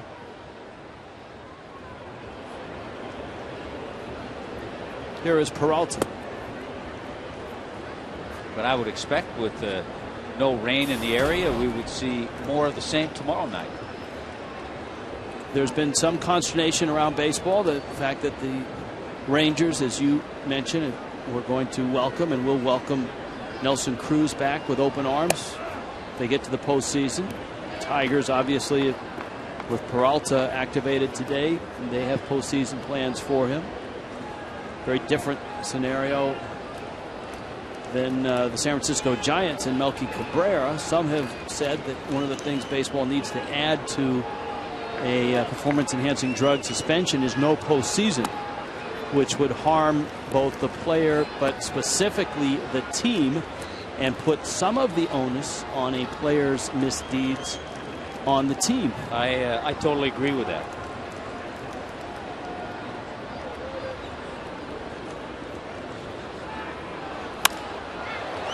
Hit well, right center field, long run, and Stan's not going to get there. It's over his head, into the corner. Tuiasosopo around third, and he's steaming home. He'll score. And Johnny Peralta is back with a bang. He had an all-star year. He made the all-star team, and despite missing the 50 games, that's his 30th double.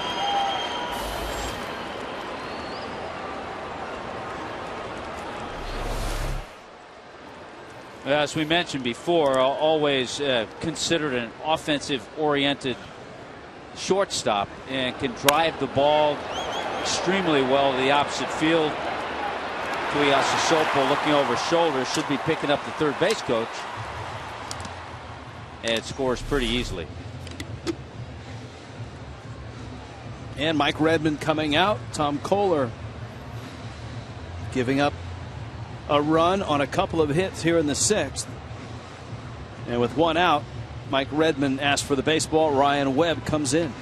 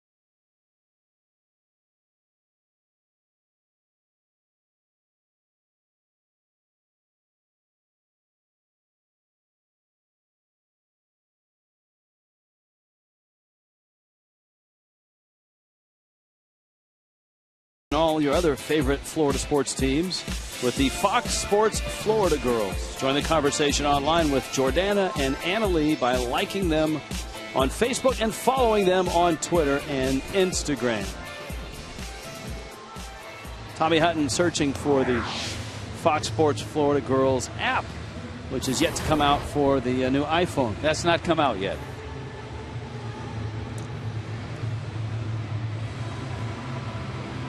There's Ryan Webb. In this ball game, the Marlins jumped to a 3-0 lead. Giancarlo Stanton with a 3-run double. Tigers chipped away with 1 in the 5th, 1 here in the 6th. Tom Kohler is gone. Ryan Webb in his place.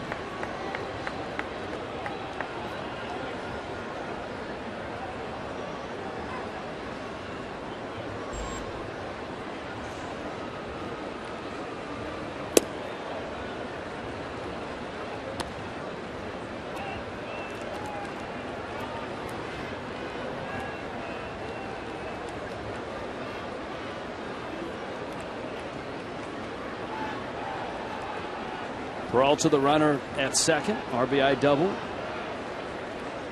Miguel Cabrera singled off the right field wall to open the inning. Matt Tuiasosopo pinch ran for him and has scored. So the Tigers have run Miguel Cabrera out there, Prince Fielder out there. Cabrera had 3 at bats, 2 for 3. Fielder walked and was removed from the game.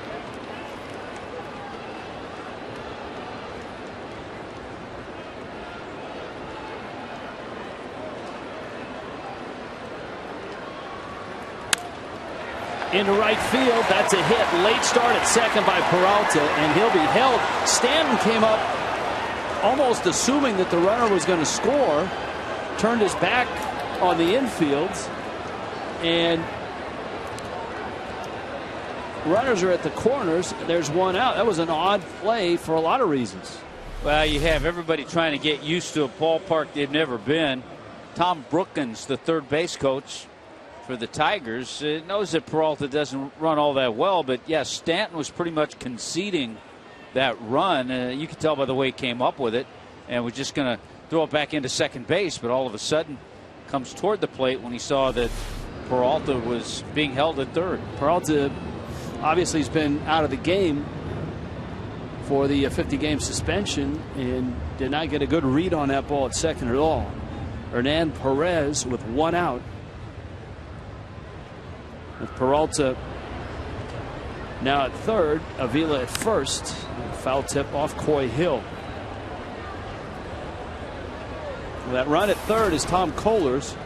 If Ryan Webb can get out of the inning and keep the lead, Kohler can stay lined up for win number 5.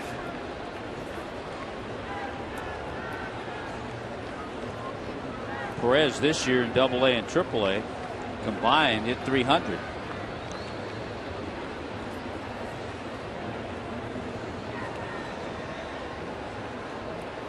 Webb's 0-1. It's in. Ball and a strike and an out.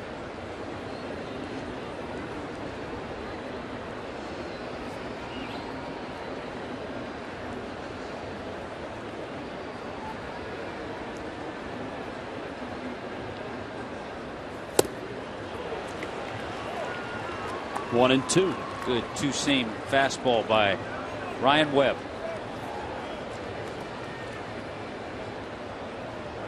66th appearance for Webb. He's been able to stay reasonably healthy, as has Mike Dunn,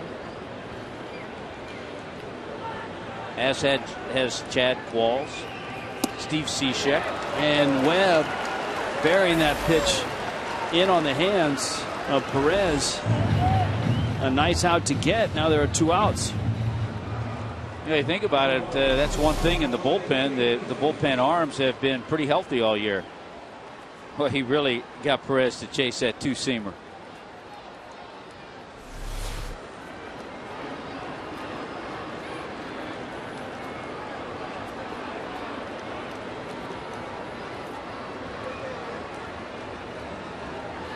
Now Iglesias.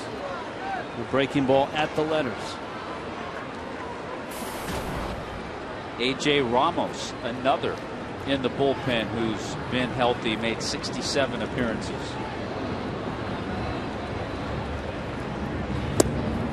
Of course, with the win the other night, the Tigers clinching, the Indians with a 7-0 lead in Minnesota early in that ball game, bottom of the second. So the Indians show no signs of letting up. The Rays are in trouble tonight, down 6-2 in the 7th. So if the Rays lose and the Indians win, the Indians will have tied the Rays. Tapper back to the mound, and Webb gets out of the inning on a lob to first, preserves the lead, and the Marlins go to the bottom of the 6th in a 3-2 ball game.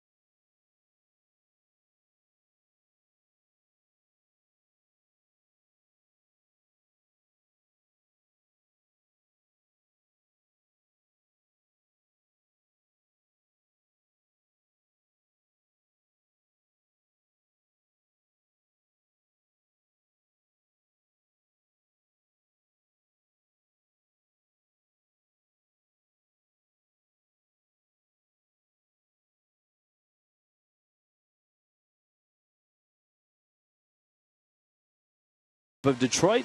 Time now for the Freeze Cam, brought to you by Frost Brewed Coors Light. And the pitcher not made the play. Hit to center. Ball deli. Going back. Still going back. It's out of here.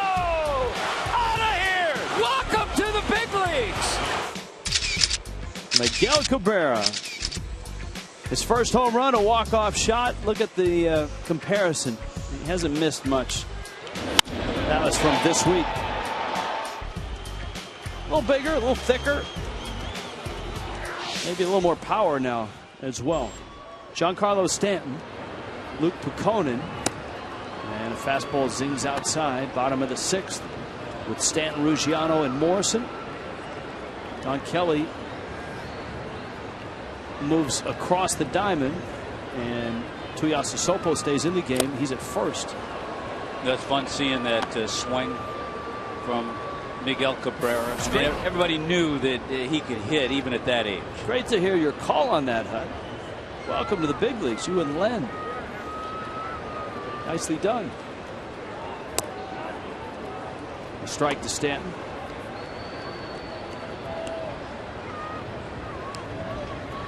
A couple of gamers, a couple of guys who can have fun, a couple of guys who know how to play.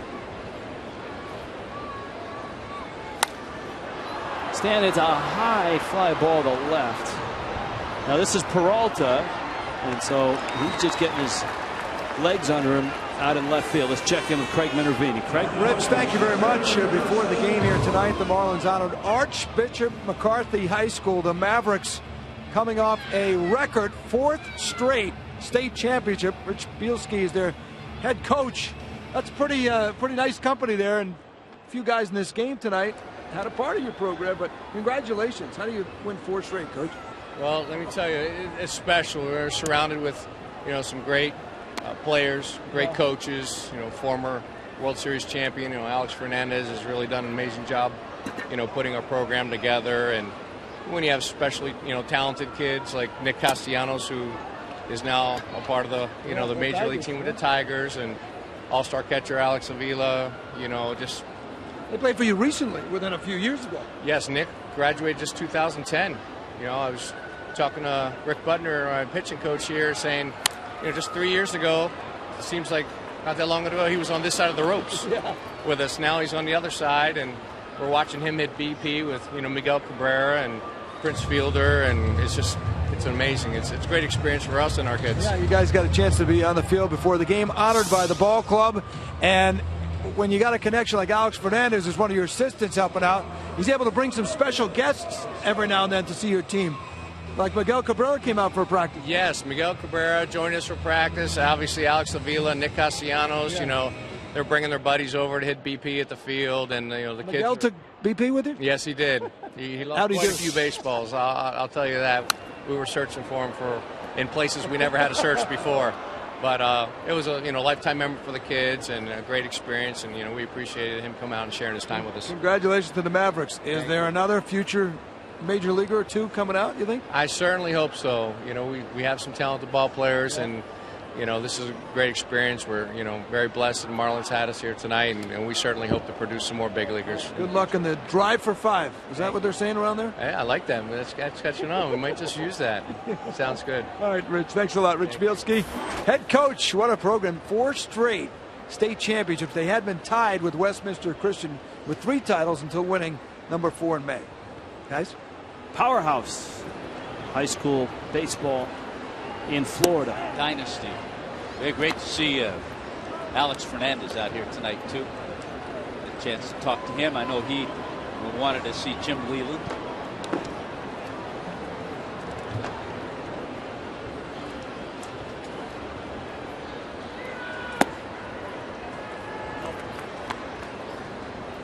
Morrison lined a single to center his last time up.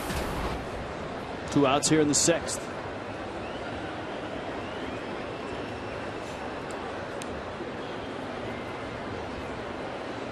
Pedro Alvarez is homered, and Pittsburgh now leads Cincinnati 4-1. Bottom 6. Meanwhile, the Cardinals off to a good start at home. If they have a chance to clinch the division outright. They clinched at least a tie for the division.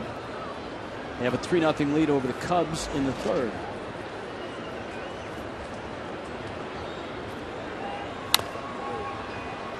Texas had a 1-0 lead. The Angels have scored 1-1, bottom 3. I think in that game last night that Texas won on the walk-off home run by Profar, I believe in one inning Texas made 4 errors. Too often do you end up winning a game when you make 4 errors in one inning.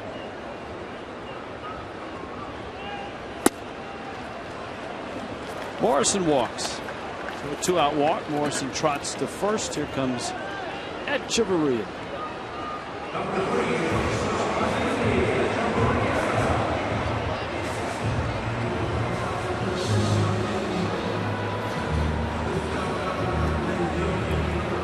The Rangers and the Angels were supposed to play a 7:05 game tomorrow, but with heavy rain supposed to hit on Saturday night, they've pushed the start time tomorrow to 11:05 Central. Wow.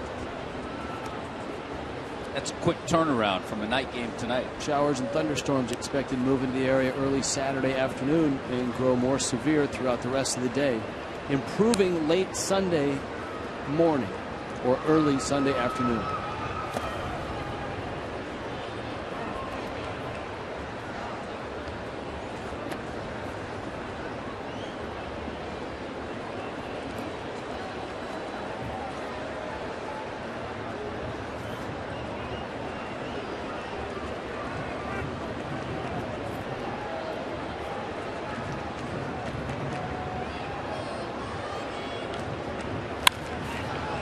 To short. Iglesias goes down to get it, and Echeverria bounces into a force out. Fish done in the 6th to the 7th, 3-2 Miami.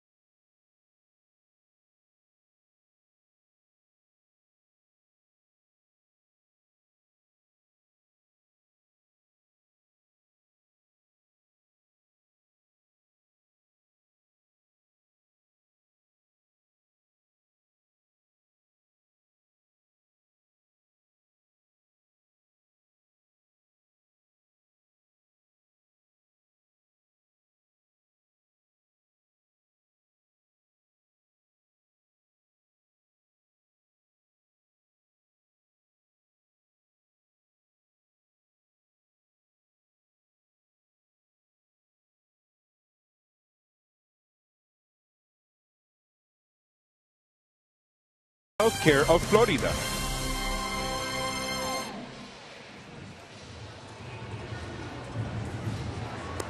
In Miami, Ryan Webb and the Fish holding a 1-run lead over the Tigers.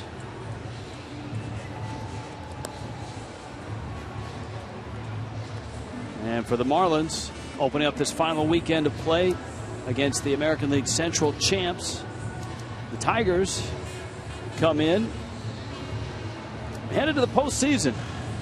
3-game stop here in Miami, and then their next opponent, a Friday matchup for the start of the division series.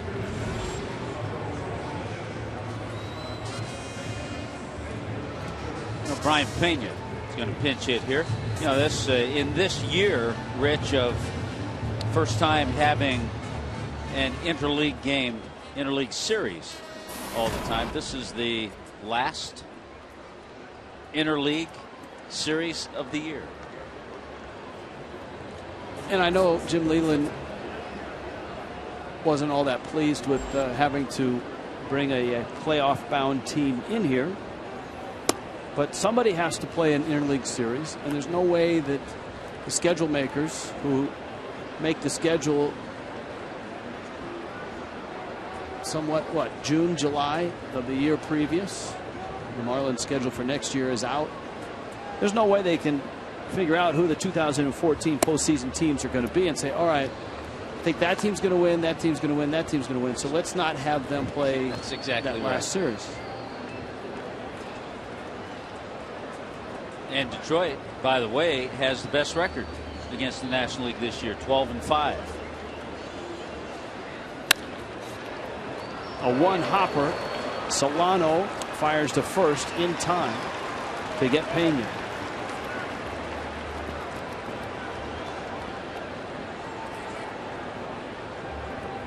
Did you see the scene the other night, Rich, with Todd Helton's last game at Coors Field? It's pretty surreal to step up and homer. Peyton Manning was there. I mean, his whole family was there. Against Jake Peavy, too. I mean, it wasn't against any light tossing call up in September.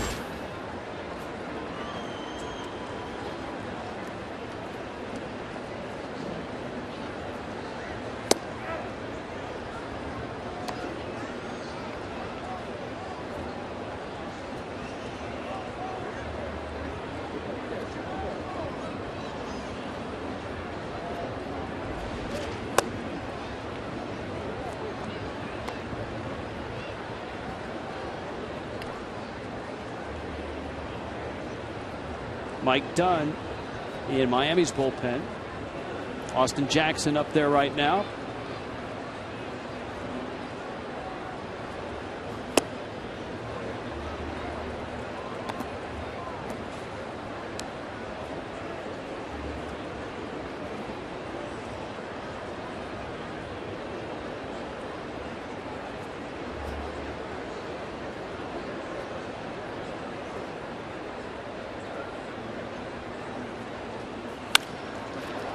To right, Stanton in, now back, and makes the catch.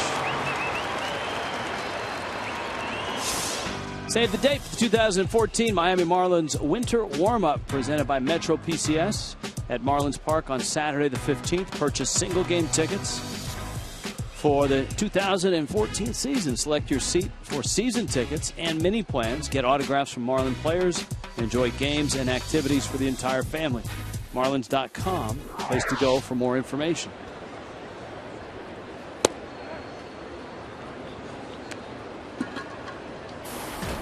Andy Dirks. 0 for 3 tonight. Dirks getting the start in right field. Done a pretty good job since about the middle of August. Dirks has been hitting over 300.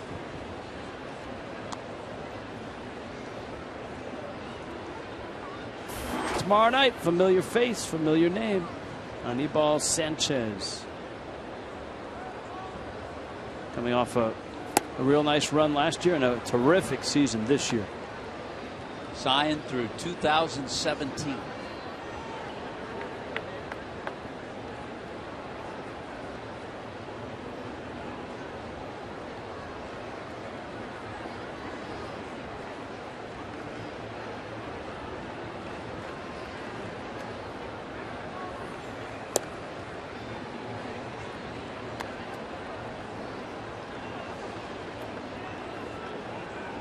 Just looking back on the Tigers, they've really taken charge in interleague play. Last 8 years, they're 93-50 in interleague play.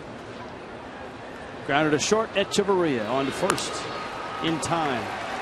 And a nice job by Ryan Webb. He bailed him out in the 6th and mows him down in the 7th.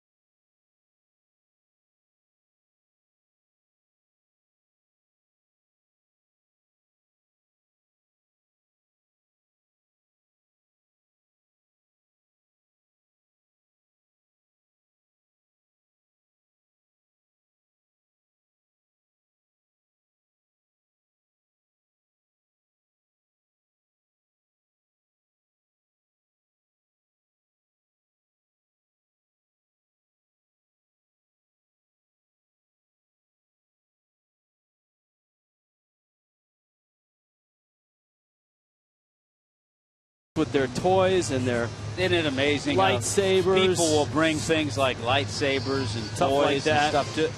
Oh. How do you like it? You've had that since you were how old? How you like me now? I'm gonna mess with a lightsaber. How you like me now? See, it even makes. Listen to this. See, those are fancier than the ones I bought for my boys. How long did those last? Not long, huh? There it is. This was supplied by John Sosa, our producer, and Star Wars aficionado, and a self-acclaimed geek. I guess it would be proclaimed. I believe John Sulzer has one of those in every color.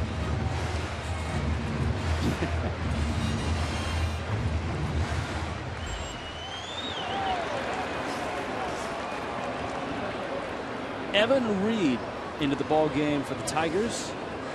Coy Hill at the plate for the Marlins, and Reed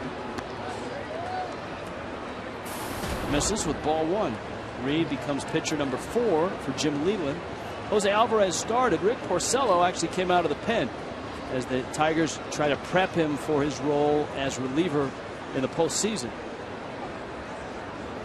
Luke McConan then followed Porcello for the last 2 innings. Wouldn't be surprised if even Sunday we could see Porcello come out of the bullpen.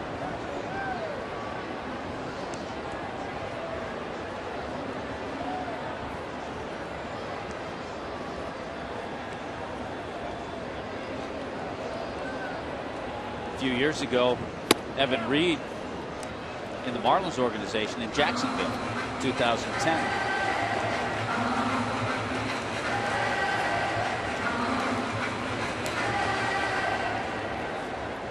A little bit with Jupiter next year.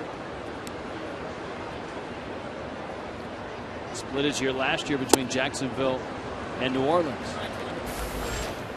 AT&T Rewind. Brought to you by AT&T Uverse.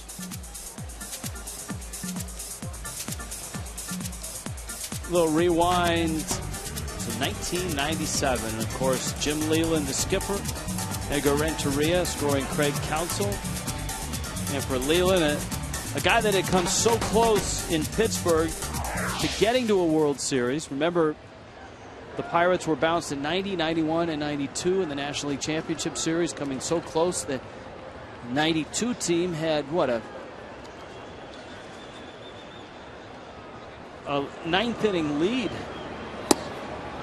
It was 2-0 or 3-0 before the Braves came storming back to win.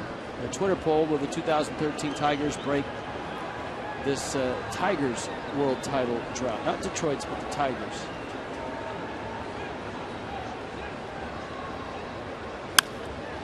Juan Pierre's up there right now, and Pierre unfortunately doesn't have Miguel Cabrera to toy with at third. He was telling Cabrera how he was going to bunt. Cabrera started the game, went 2 for 3.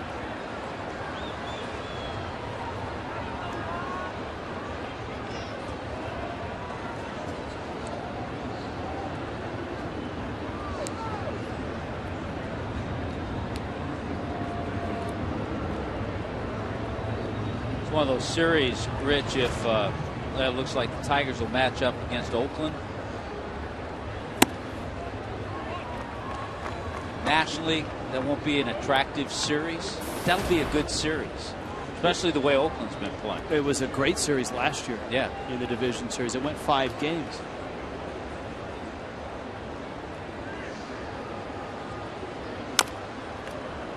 Pierre battling up there with 1 out. Good offense. Both teams with terrific offense. Might give the edge to the Tigers starters. But I think you might give the edge to the Tigers starters against anybody. Oakland's got something going, though. They've got that magic. A lot of guys contributing. Josh Donaldson having an MVP type year. Pierre sends it in the gap, shallow left center, and that's another issue. You got to make sure that Johnny Peralta doesn't run over Austin Jackson. You know what Oakland has going, Rich? They have that sewage thing going. The problem is, it's in their own dugout. I know. It's not the visitors' dugout. There's something about it. It's got them going. It's the home dugout.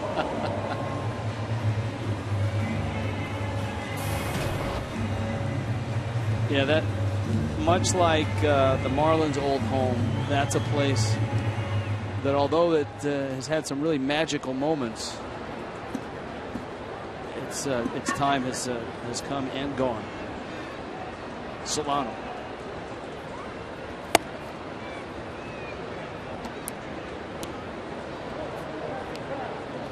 Chad Qualls getting ready for the 8th inning.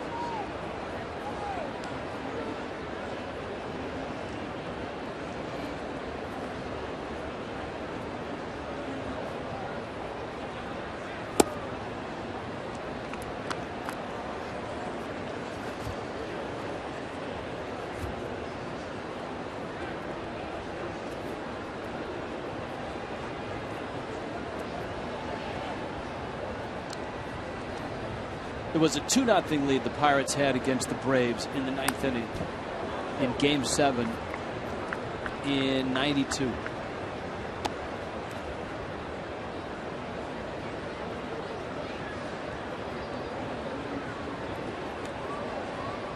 Of course, the Braves scored 3 times in the bottom of the 9th and went on to the World Series. And that was the last hurrah for those Pirates until this year. Last winning season until this year. Jim Leyland came so close. The Pirates, a small market, couldn't afford the Bonillas and the Bonds. Leyland would stay on during the decline. He would manage in Pittsburgh for 11 years.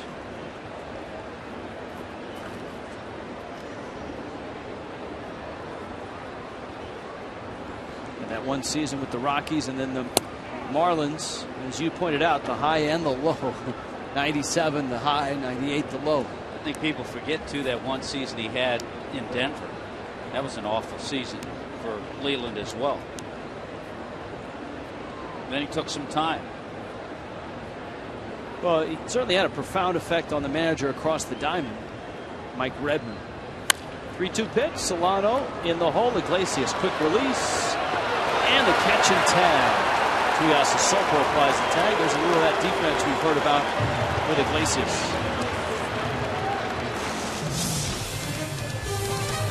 Still 3-2 Miami.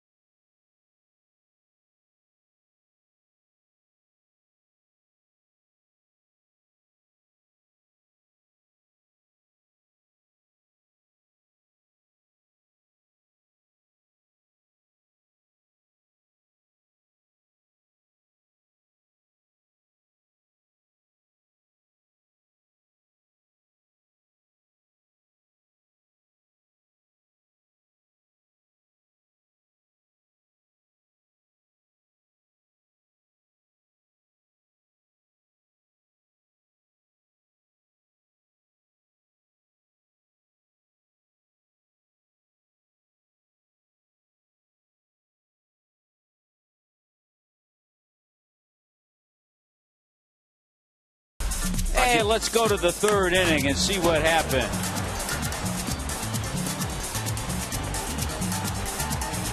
Sets up the whole situation for Giancarlo. They make a pitching change. Rick Porcello comes in. Ball gets in on Stanton to get jammed. The most impressive thing about this bases clearing double is Yelich scoring all the way from first. Stanton with 3 RBIs has 61 on the year. Austin Jackson with a base hit, driving in a run, giving the Tigers their first. Then in the 6th inning, how about Miggy, his 2nd hit of the game? Thought it might have been out, but it hits at the base of the fence down there, the right field line. Tuiasa Sopo pinch running, and he comes in to score on the Peralta 2-base hit. That's been the scoring. It's 3-2. Marlins still hold on to the lead. And the bullpen, especially, well, the bullpen essentially, Ryan Webb. Webb bailed Kohler out of trouble in the 6th and then worked to 1-2-3-7. Chad Qualls takes the ball. And here's Tuiasa Sopo, as you saw, ran for Cabrera. Gets his first at bat.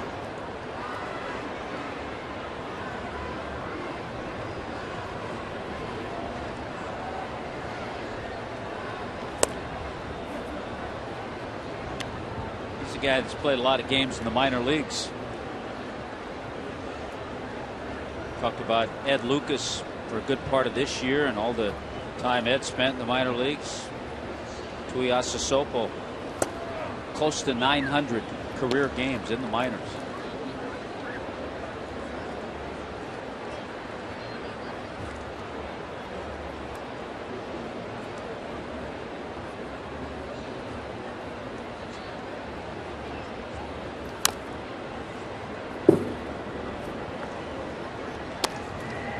Well, Seattle drafted him as a shortstop.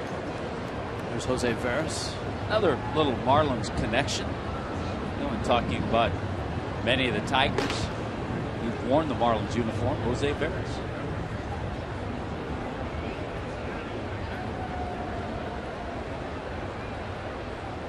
Matt also was a football player. In fact, he was going to go to Washington to play football. Fouls it at the plate. I told you I had one brother, Marcus, who got to the NFL as a quarterback. The Raiders and the Jets. Zach, also a college football player. His father was just a tremendous college player at UCLA before going on to a long and very nice NFL career. His brother-in-law, Micah Owings.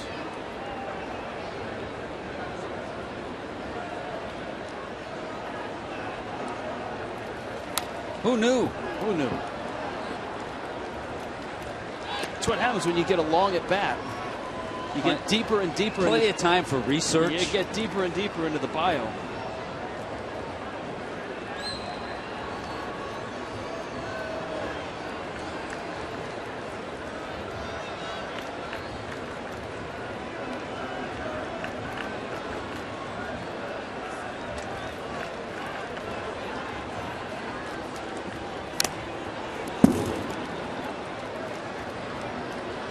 Getting deeper and deeper into the bio? Let's see. Yeah, I mean, I guess we could go back to when the Tuiasa Sopos had settled in Woodinville, and young Matt was playing for the Woodinville West Little League team. Got deep into the Little League tournament. Couldn't hold back from that swing, though. Never did that in Little League. That's good, because we were just about out of information on Matt Tuiasa Sopo. Of course, like cold hard fact, Tigers in interleague play have been outstanding for a while. This season, look what they've done against the National League East. Wow. 11-2, outscoring the East 90-26. Since 2006, there's a pop-up that's going to bring Polanco. Oh, he reached and got it! Placido Polanco. How about that? Just showing off to his old team. That's a great play by Polanco. He gets to the wall and braces himself. He knew right where he was. He also said the roof's open. That ball may come back to me. He went to get it. Oh! He got it. Wow! Wow! Joe Espada is mic'd up in our postgame show, Marlins Live. You'll hear Joe Espada's greatest hits and his mixtape from today. Here's Peralta. Well, Peralta has swung the bat well. He had a blast to center that was caught just shy of the track.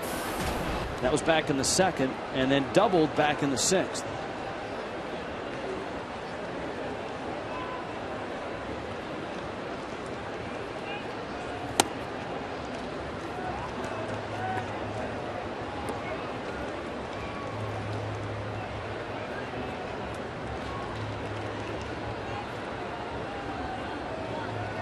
So Qualls has a couple outs.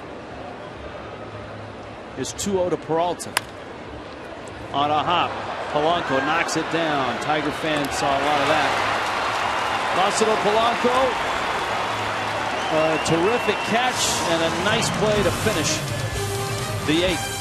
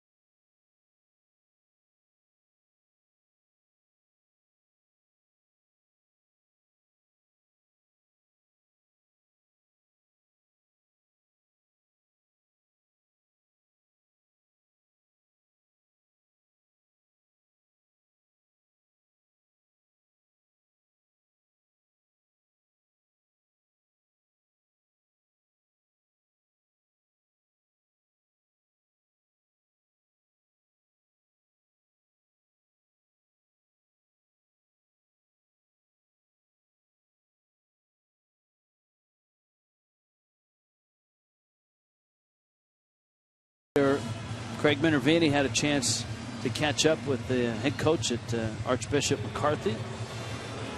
Yeah, it's fun for him to see that. Castellanos has gotten in some games. Born and still lives in Davie, Florida. So this is fun for him to come into this double switch. Jose Veras comes in to pitch. And you know what? When you're a high school kid at that school and you're watching Alex Avila and Castellanos, boy, that's a great feeling. Because you think someday you're going to get that opportunity.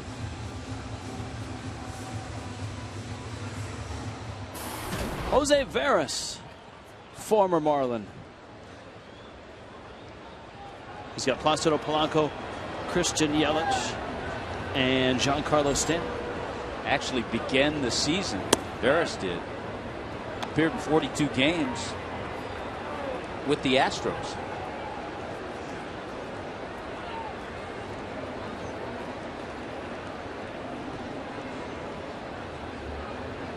And with Houston this year, early in the year, certainly not many opportunities, but he had 19 saves.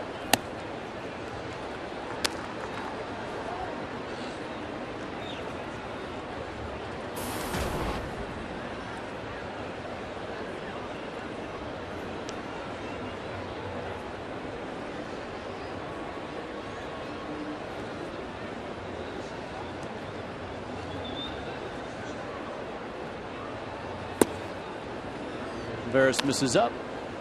He thought that was a strike. He might have been right. It's 2-1.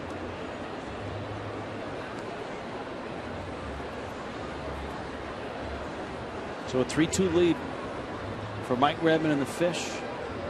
Told you that Jim Leyland had a profound effect on Redmond.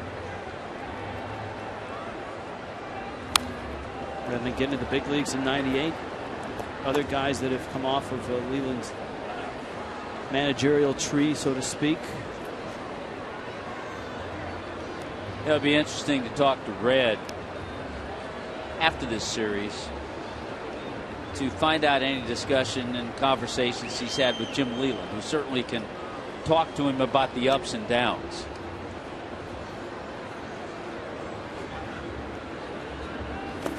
You saw Gene Lamont, who's been by his side for a while. Lamont managed in the big leagues. He's the bench coach here in Detroit. Lloyd McClendon is the hitting coach. Also a big league manager. Terry Collins.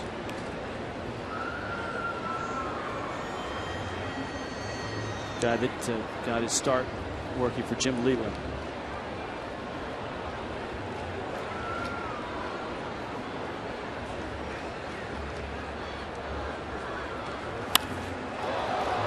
Polanco's liner. Perez on a hop on the first in time.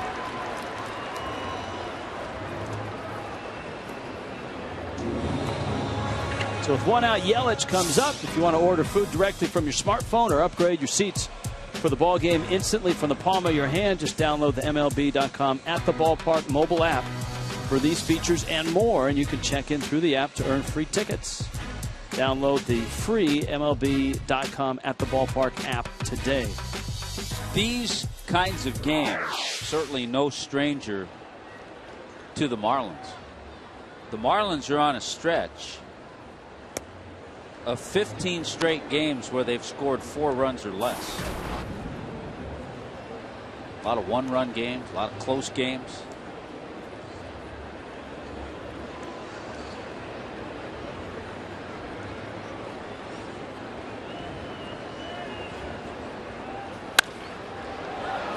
Yelich lashes that one into the seats. Well, the last time the Marlins played, as Steve Cishek is ready, played the Tigers here in South Florida was back in '02. They made a couple of trips to Detroit, one to Tiger Stadium and one to Comerica.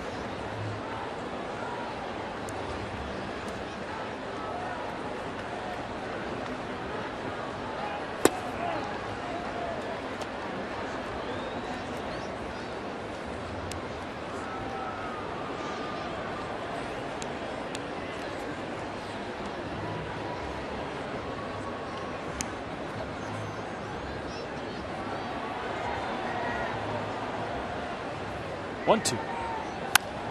Breaking ball bounced up the middle into center field. Yelich has a base hit.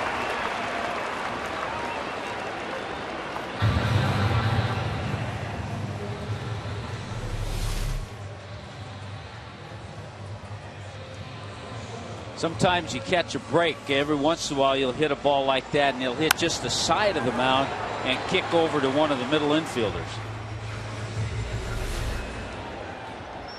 You realize that bases clearing double by Giancarlo was his first hit this year, producing 3 runs. First 3 RBI hit.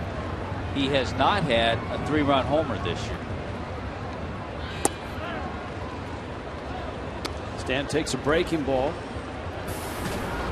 And it's 0-1. The doubles down the left field line. You got that 3rd RBI on some terrific hustle by Yelich, who was at first, and some apprehension by Peralta in left, getting his feet wet in left field. He kind of approached the ball very cautiously. You realize, Rich, if the Marlins can hang on and win this game, it would be their first win with the roof open. 0-13.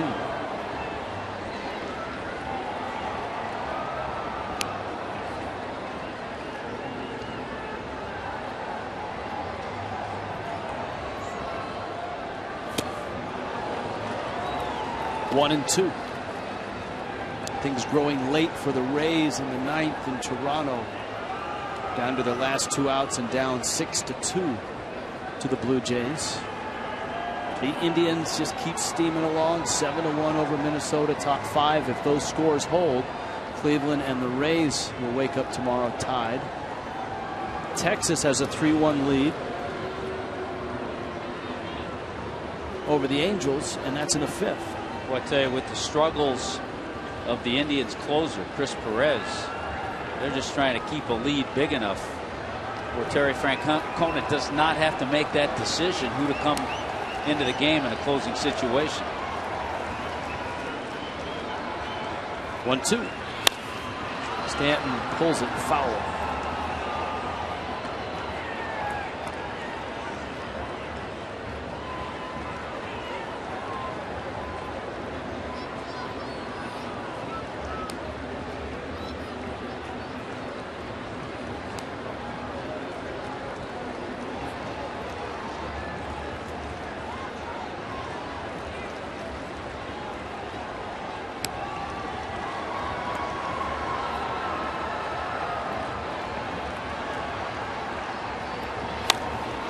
Hit a long ways down the line, high and hooking and foul.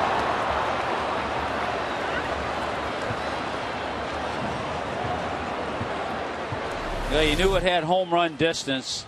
The breaking ball just kind of flattened and stayed inner part of the plate. And Giancarlo leaning, but he knew it was going to go foul.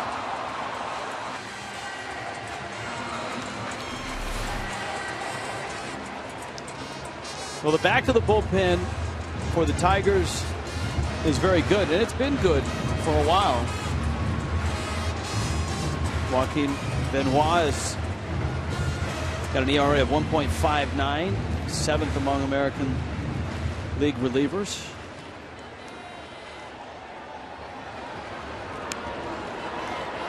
(24 of 25) in save opportunities. Stanton just got a piece of it and fouls it off. Atlanta shut out the Phillies 1-0. Chris Medlin will end the season at 15-12 as he has a nice effort against the Phils. Cliff Lee pitched really well, but it wasn't enough. He didn't get any support at all. Medlin 8 innings, 2 hits, no runs, 7 strikeouts. Cliff Lee struck out 13 tonight. Gave up a run on 3 hits. Chris Johnson homered. Game played in a crisp 2 hours and 7 minutes. Johnson went 1 for 3, is hitting .324. How about Kimbrel with his 50th save? Dan Uggla got the start in that ball game at second base. Uggla was 0 for 3 with 3 strikeouts. Batting average down to 179. B.J. Upton is hitting a robust 184. It'll be really interesting to see Freddie Gonzalez lineup when the postseason starts for Atlanta. Good battle here. Another 1-2. And Veras bounces it up.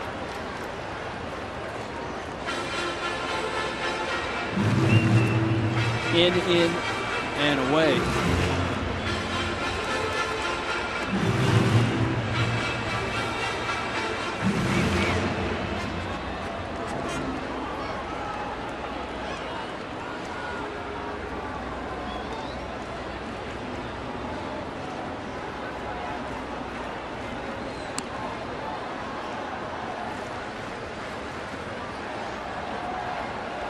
Two. Swing and a miss. So Veras wins the battle. 2 outs, bottom of the 8th.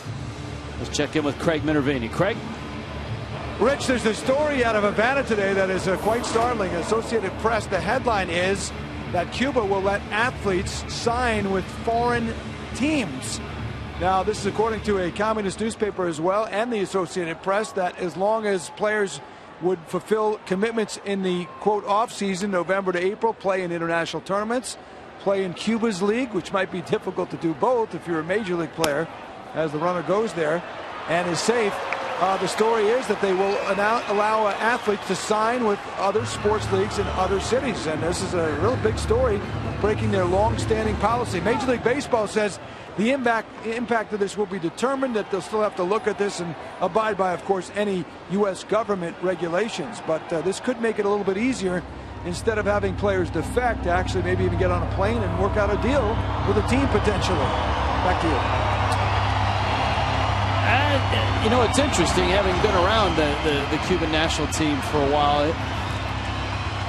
implementing that is going to be tough, because the Cuban season does run. Well, it will certainly affect their season. Well, the Cuban season runs opposite the major leagues. It runs from end of September through February or March, and it's about a 95-game season. They don't play in the summer. But I think it would be hard for guys to make the total commitment for teams over here. I would agree. If they played both. I would agree. And how do you enforce that if a player leaves Cuba to play in the big leagues? How do you get him back?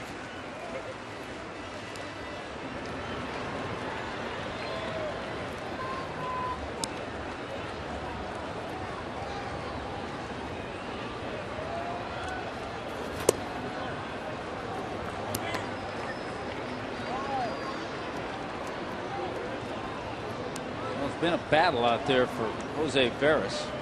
Darren Downs getting loose. And by the way, the stolen base by Christian Yelich is 10th. He's 10 for 10. Billy Hamilton. Heck, Christian Yelich is 10 out of 10. Here's the 2-1 pitch. Luciano takes a strike. If it in fact opens the gates wide open and Cuban players are allowed to just go and play in the major leagues or sign with major league teams just like that, then there will be a huge influx of talent.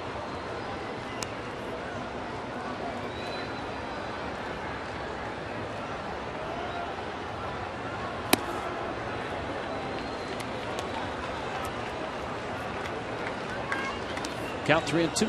By the way, in that Pittsburgh-Cincinnati game, A.J. Burnett, 8 innings, 5 hits. He's given up just the 1 run, has 6 strikeouts. Marlon Byrd with a big game, too, for the Pirates. That's been a nice acquisition for them.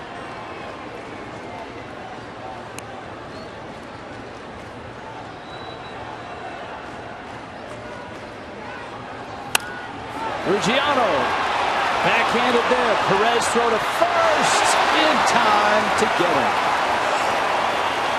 And that saved the run for sure. Yelich would have scored. Hernan Perez with a terrific play over the middle for the Tigers to the ninth. 3-2 Miami.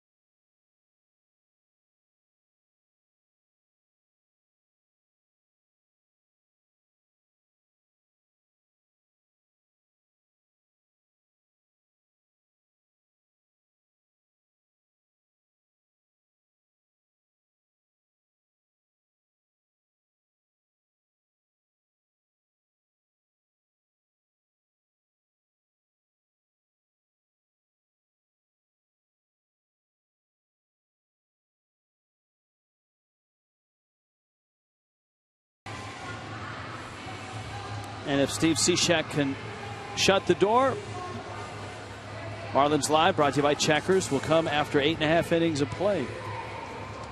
Tom Kohler on the mound. He's hoping for a win. Miggy back in Miami, and Joe Espada all mic'd up. Steve Cishek. You go back to Wednesday night in a 3-2 ball game. Cishek came in to face the Phils, and his 28th consecutive save. That a club record. And overall, trying to make it 34 with a save here tonight. There's the active streak with Houston Street right behind. Angels have tied Texas 3-3 in the 5th.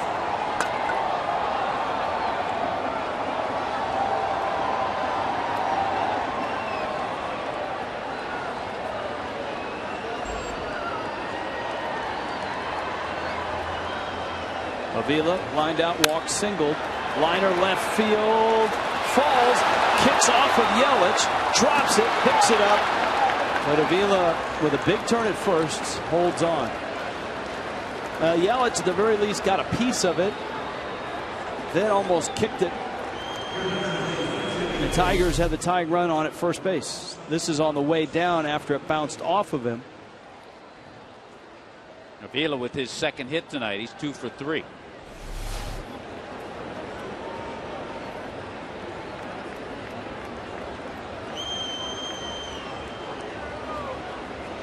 Ramon Santiago.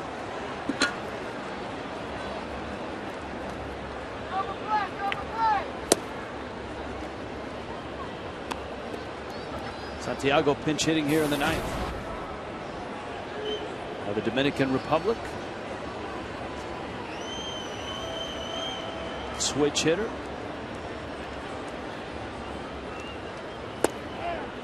And a guy that's been a long time Tiger. Got to the big leagues with the Tigers. Spent a couple seasons with Seattle.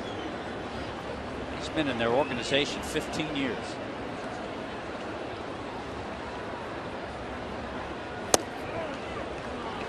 Breaking ball from Cishek, a strike. 1-2. Cleveland is hammering Minnesota. The Indians just can't be slowed down right now.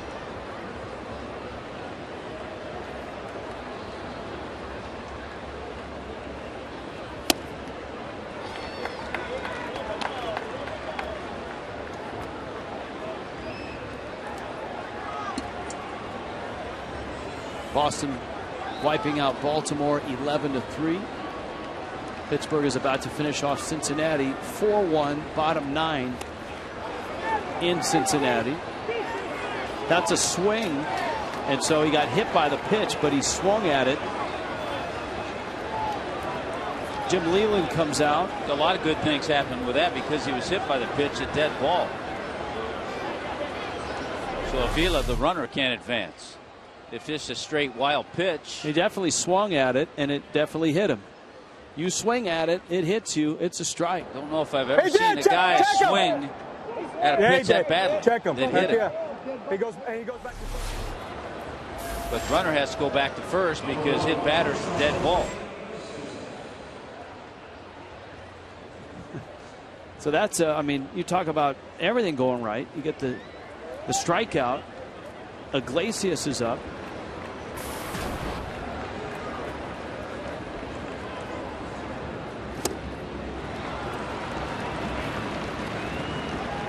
The count's 0-1. Now Iglesias, his combined numbers, Boston and Detroit, he's over 300 this year. 307.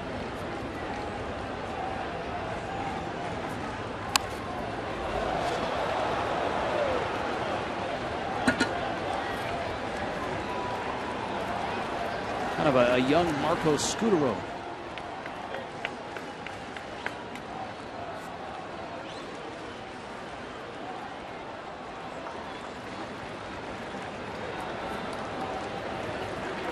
But a fabulous defender.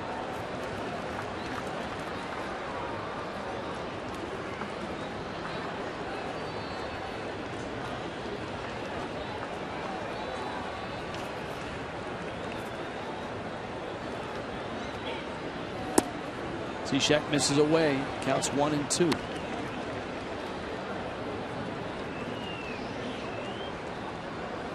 And that's a final now in Toronto. 6-3 the final.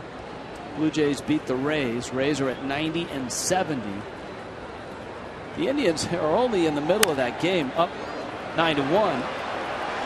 Got it out there, and now in a rundown to Avila. Terrific play by Solano, and the Marlins win the ball game on the double play. Donovan Solano knew that if he could stop Avila, that Avila wasn't fast enough to get to second if he got the out at first. And once he stopped him, he got the out at first, and the Marlins win it 3-2. That's a heads-up play. You have to think that through to realize you can get the double play in many different ways. And Solano did. Good way to end it. Another save for Cishek, his 34th. All right, he's got to cut him off at the pass. He comes and gets the ball. Does that. Now, instead of wasting time trying to tag the runner, he gets the out. They get Avila in the rundown. Ball game ends just like that. Miami beats Detroit 3-2 the final.